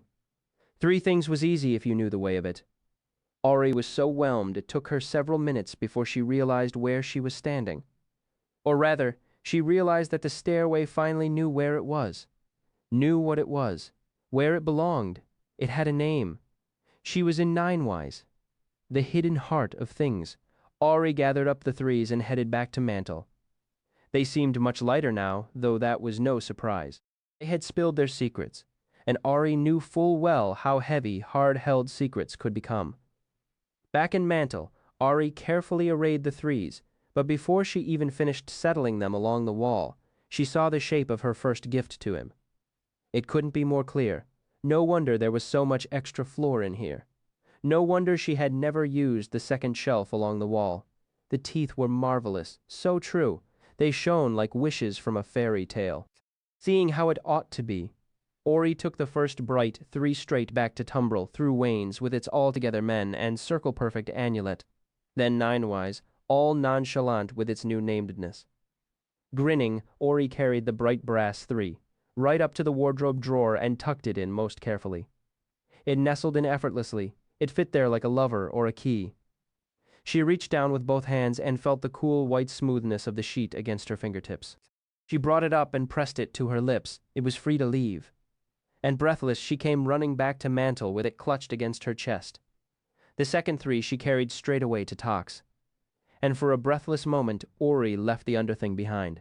A broken wall, a hidden stair, then through a basement up into the storeroom of the finest inn she knew. There she left the 3 and took away a thick white eider stuffed with innocence and down. It was fine and soft, full of kind whispers and remembered roads. Even laden with the weight of it, Auri sprinted through the tunnels, lightly as a wisp. Back in Mantle, she spread the mattress carefully against the wall across from her own bed, close enough that if he needed her just whispering would be enough. Close enough so if he wanted to, he could sing to her at night. She flushed a bit on thinking that, then brought the perfect creamy sheet and wrapped it all around his bed. She smoothed it gently with her hands. Its loveliness was like a kiss against her skin. Grinning, Auri crossed to port and brought the blanket back. No wonder it had left her. It had known the truth of things much sooner than herself. It simply wasn't for her anymore. She spread his blanket on the bed and noticed it no longer feared the floor. Stepping back, she looked at it, so soft and sweet and safe and fair. From port, she brought his fine teacup. She brought the leather book, uncut, unread, and utterly unknown. She brought the small stone figurine, all three of these, she set upon the shelf beside his bed so he would have some beauty of his own. And just like that, she had a gift for him, a safe place he could stay. As much as she might want to stop and bask, she needed to keep moving. 3 was the rule today. She needed 2 gifts more. Auri went back to port and eyed the shelves with her best maker's eye. And since it was a making day, and with the wind so fair upon her back, she thought on what it was that he might need. It was a different way of thinking. Even though she was not wanting for herself, she knew this sort of thing was dangerous. She eyed the holly bottle. It teased at her, but she knew it wasn't right for him. Not quite. It was an unexpected visit gift. The honeycomb, almost. She reached out to touch 2 fingers to the jar of laurel fruit. She lifted up the jar and held it to the light. It's true that he was somewhat lacking laurels. It clicked together then. Of course. She smiled a bit. What better to keep rage at bay? Besides, it was the 3rd part of a thing she'd already begun. A candle. A candle would be just the thing for him. She stopped then, all of a sudden, the jar still in her hand. She held her breath and thought about the hard realities of time. A candle meant melting and melding. Most of all, it meant a mold. She felt her whole face frowning at the thought of something dipped for him. It wasn't right at all. He was not one for dribs and drabs. No, a mold. It was the only way to make a candle fine enough for him. And that meant boundary. She didn't hardly hesitate at all. For herself she would not dare, but this was simply how it had to be. Didn't he deserve a few fine things? After all that he had done, didn't he deserve a fine and princely gift? Of course he did. So Auri strode to mantle. So Auri opened wide the iron-bound door. So Auri entered boundary. It was a clean and quiet place. There was a workbench. It was dark and smooth and hard as stone. There were mountings on the sides, a vise, a set of floating rings, a burner stand. There were taps and faucets well arrayed, all steel and brass and iron. There were shelves here, all mounted on one wall, crowded with vast and varied tools of the craft, acids and reagents in their stoppered glasses, sulphonium inside a jar of stone, racks of powders, salts and earths and herbs, oils and unguents, 14 waters, twice lime, camphor, all perfect, all true, all gathered and factored and stored in the most proper ways. There were tools here, alembics and retorts, a fine wide wickless burner, coils of copper tubing, crucibles and tongs and boiling baths. There were sieves and filters and copper knives. There was a fine grinder and a gleaming clean screw press. There were the stone shelves, too. The careful shelves bottles hunkered there behind the thick, thick glass. These bottles were not tidy like the other shelves. They were not labeled. They were motley. One held screaming, another fury. There were many bottles there, and those 2 were nowhere near the worst. Auri set the jar of laurel fruit atop the workbench. She was a small thing, urchin small. Most things did not fit her. Most tables were too tall. This one was not. This room used to belong to her. But no. This room belonged to someone once. Now it didn't. It wasn't. It was a none place. It was an empty sheet of nothing that could not belong. It was not for her. Auri opened a drawer in the workbench and brought out a rectangular brass mold, the sort that would suit a candle well. Her expression grave, Auri eyed the laurel fruit. It was every bit as reverent as one might expect, but it was prideful too, and held a hint of north wind's chill. That needed to be tempered, and, yes, there was a thread of anger running through it too. She sighed. That would not do at all. She narrowed her eyes at it and danced the numbers through her head. Glancing back and forth between the mold and the jar of fruit, she saw the wax it bore would not be near enough. Not for an entire candle, not for a proper candle, not for him. Auri left and returned with the honeycomb. Moving in a businesslike fashion, she lay it in the press and screwed the handle down until the honey poured into the clear, clean jar below. It was the work of half a minute. Leaving it to drip, she lit the nearby wickless and spun the ring stand so that it held a crucible at the proper height. She opened up the press, lifted out the flat sheet of beeswax, and folded it in quarters before setting it in the crucible. There was not a lot of it, perhaps as much as she could cup in both her hands, but once she'd rendered down the laurel fruit, it would be enough to fill the mold. Auri eyed the melting wax and nodded. It was a drowsy thing. All autumn sweetness, diligence, and due reward. The bells were not unwelcome either. There was nothing in it that she did not want for him. Honey and laurel might have been enough if this were a simple poet's candle. But he was no mere poet. She needed something more. A pinch of camphor would have been ideal. Just a pinch, a spark, a hint of something volatile. But she had no camphor, and there was no sense in wishing. So she fetched a daub of perfect pitch instead from port, for binding, and to keep his heart hardy against the coming winter. Auri stirred the beeswax with a slender glass rod. She smiled. It was a rare joy working with the proper tools. What luxury. Waiting for the resin to dissolve, Auri whistled as she stirred and grinned. That would be her secret. There would be her whistle in the candle, too. She stepped into mantle then, and eyed her perfect lavender in the gray glass jar. She lifted out a sprig of it. Then two. Then Auri felt the hot shame rise in her chest. This was no time for thrift. He was never stingy with his help. Didn't he deserve sweet dreams? Auri set her jaw and pulled fully half the lavender from out the jar. She could be a greedy, greedy thing at times. Back into boundary. Auri poured the laurel fruit into the grinder. In 3 breaths' time, it was minced tidily and fine. Then she stopped, staring at the mass of half-pulped fruit. She knew the proper way for laurel. She knew the patient way of things. Grind and boil the waxy fruit. Sieve off the dottle. Boil again and clarify, and cool to separate the wax. Even with the proper tools, it would be hours of work. Hours and hours. But he was coming soon.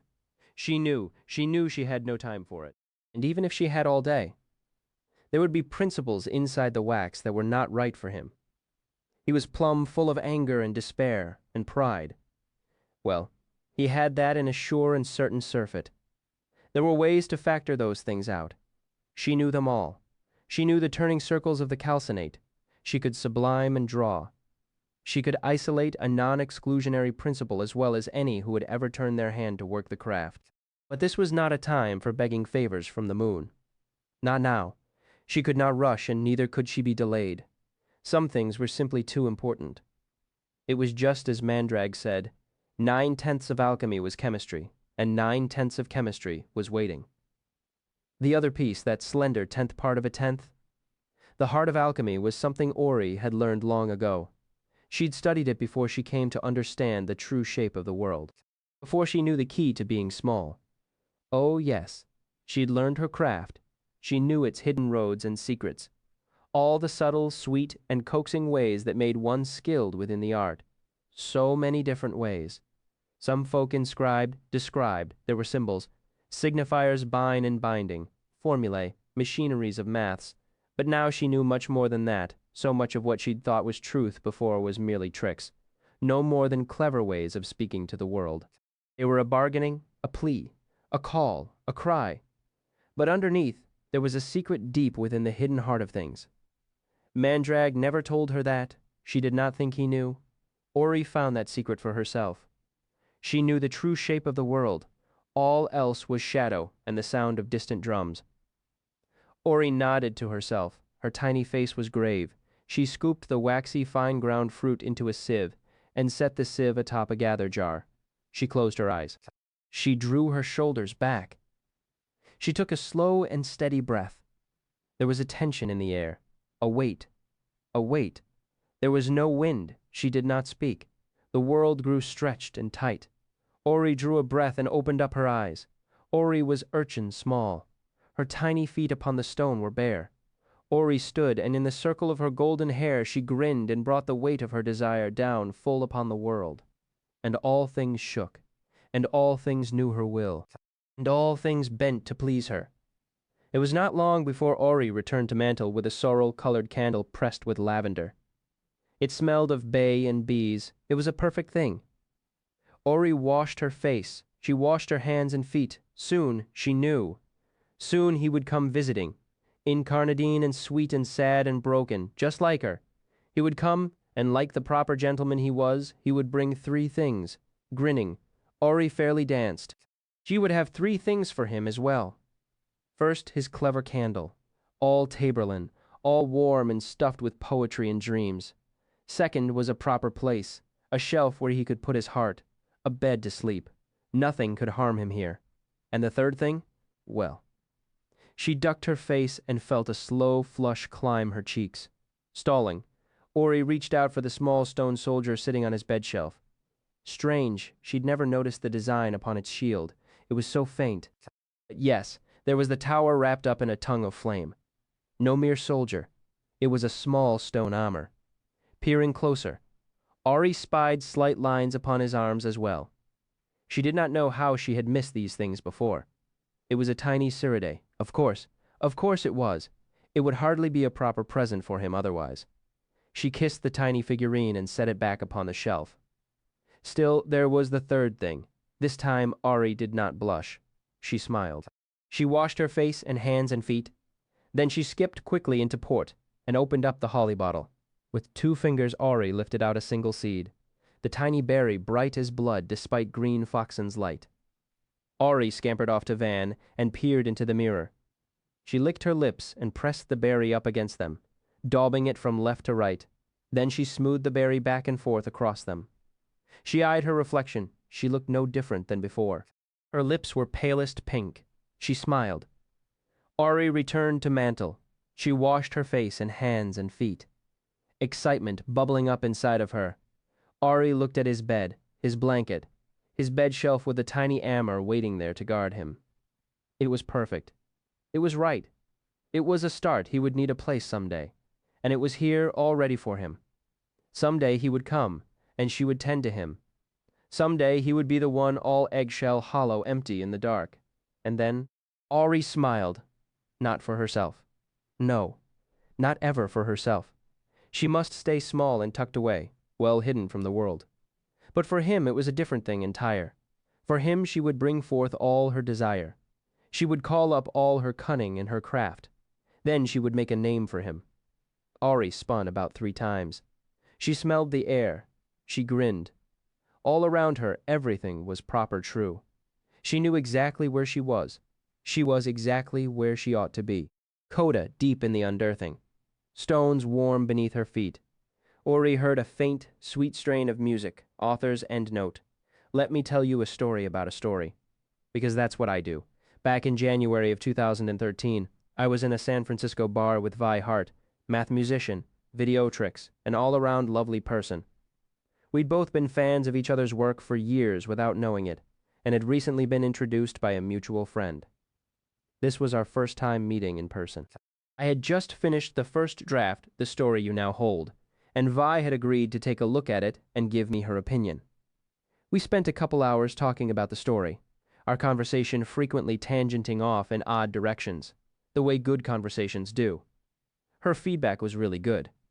Not just clever, but startlingly insightful. When I mentioned this to her, she looked slightly amused and explained that writing was most of what she did. She scripted her videos, then recorded them. The scripting was the lion's share of the work. She pointed out some things that needed work in the story, some rough spots, some logical incongruities. She pointed out the parts she liked too, and talked about the story as a whole. I should mention that by this point in the evening, I was slightly drunk. A bit of a rarity for me. But since we were hanging out in a bar, it seemed polite to buy a drink. And I had a drink because Vi was having another, and I wanted to be social. Then I had another because I was a little nervous about meeting Vi for the first time.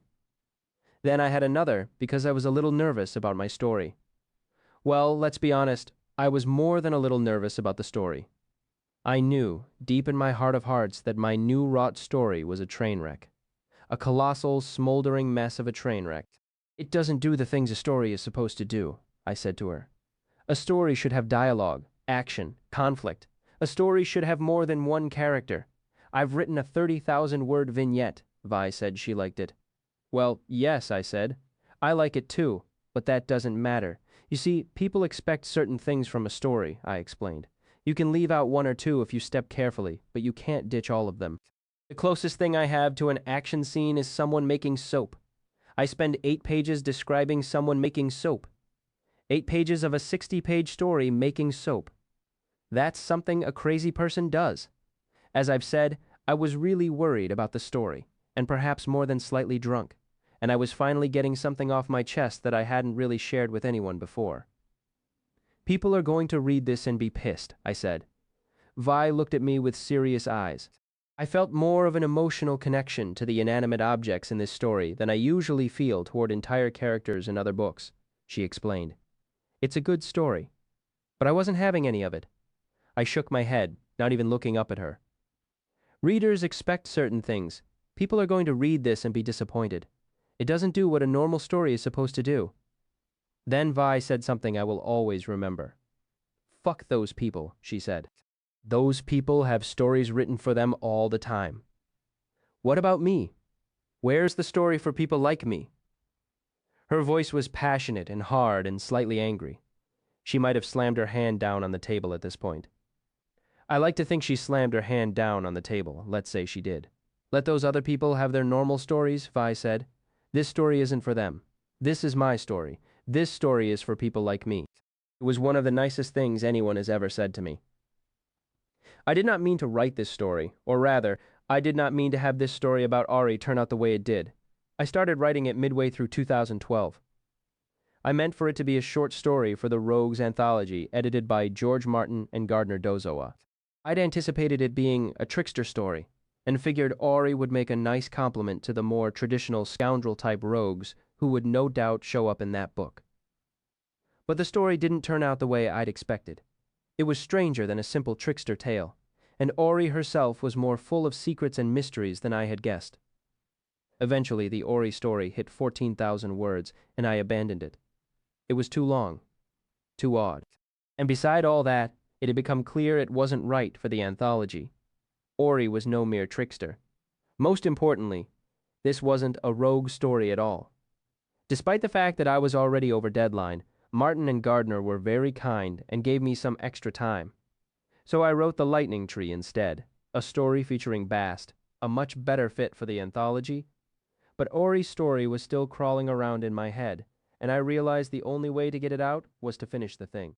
Besides, I owed Bill Schaefer at Subterranean Press a novella from way back.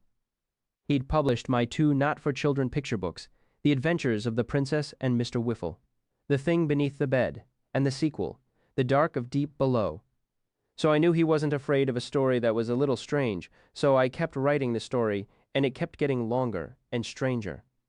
I could tell by this point that it wasn't any sort of normal. It wasn't doing the things a proper sort of story should do. It was, by all traditional metrics, a mess. But here's the thing. I liked it. It was weird and wrong and tangled and missing so many things that a story is supposed to need, but it kind of worked. Not only was I learning a lot about Auri and the Underthing, but the story itself had a sort of sweetness to it. Whatever reason, I let the story develop according to its own desire. I didn't force it into a different shape, or put anything into it just because it was supposed to be there. I decided to let it be itself, at least for now, at least until I made it to the end. Then I knew I'd probably have to wield the editorial hatchet, performing cruel surgery in order to turn it into something normal. But not yet. You see, I'd actually been down this road before.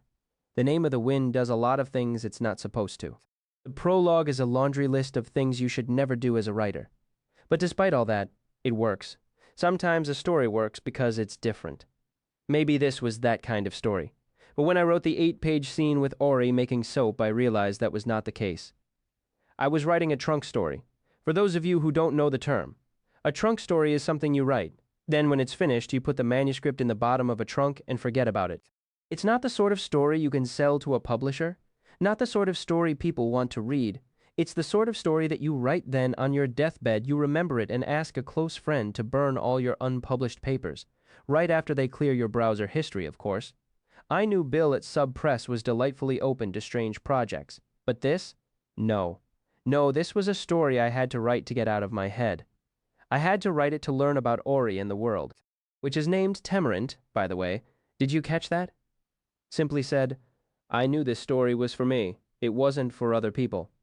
Sometimes that happens, but still, I liked it. It was strange and sweet. I'd finally found Auri's voice. I'm rather fond of her. And I'd learned a lot about writing in the third person, so it wasn't a total waste of time. When it was finished, I sent it to my agent, Matt, because that's what you're supposed to do when you're a writer. I told him I was going to offer it to Bill, but that I didn't expect Bill would actually want it, as it was, narratively speaking, a train wreck. But Matt read it and liked it.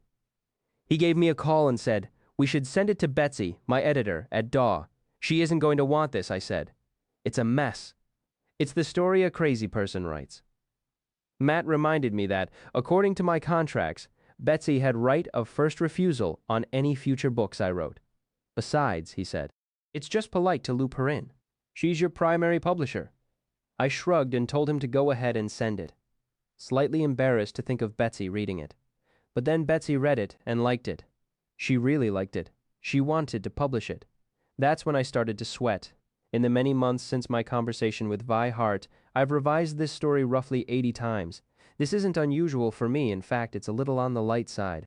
As part of this process, I've given this story to about 36 beta readers, gathering feedback to help me in my endless obsessive revisions.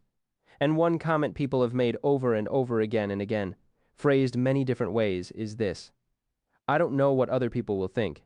They probably won't like it, but I really enjoyed it." It's strange to me how many people have said some version of that. Hell, I just now realize I said something similar myself a page or two ago in this author's note. The truth is, I'm fond of Auri. I have a special place in my heart for this strange, sweet, shattered girl. I love her more than just a little.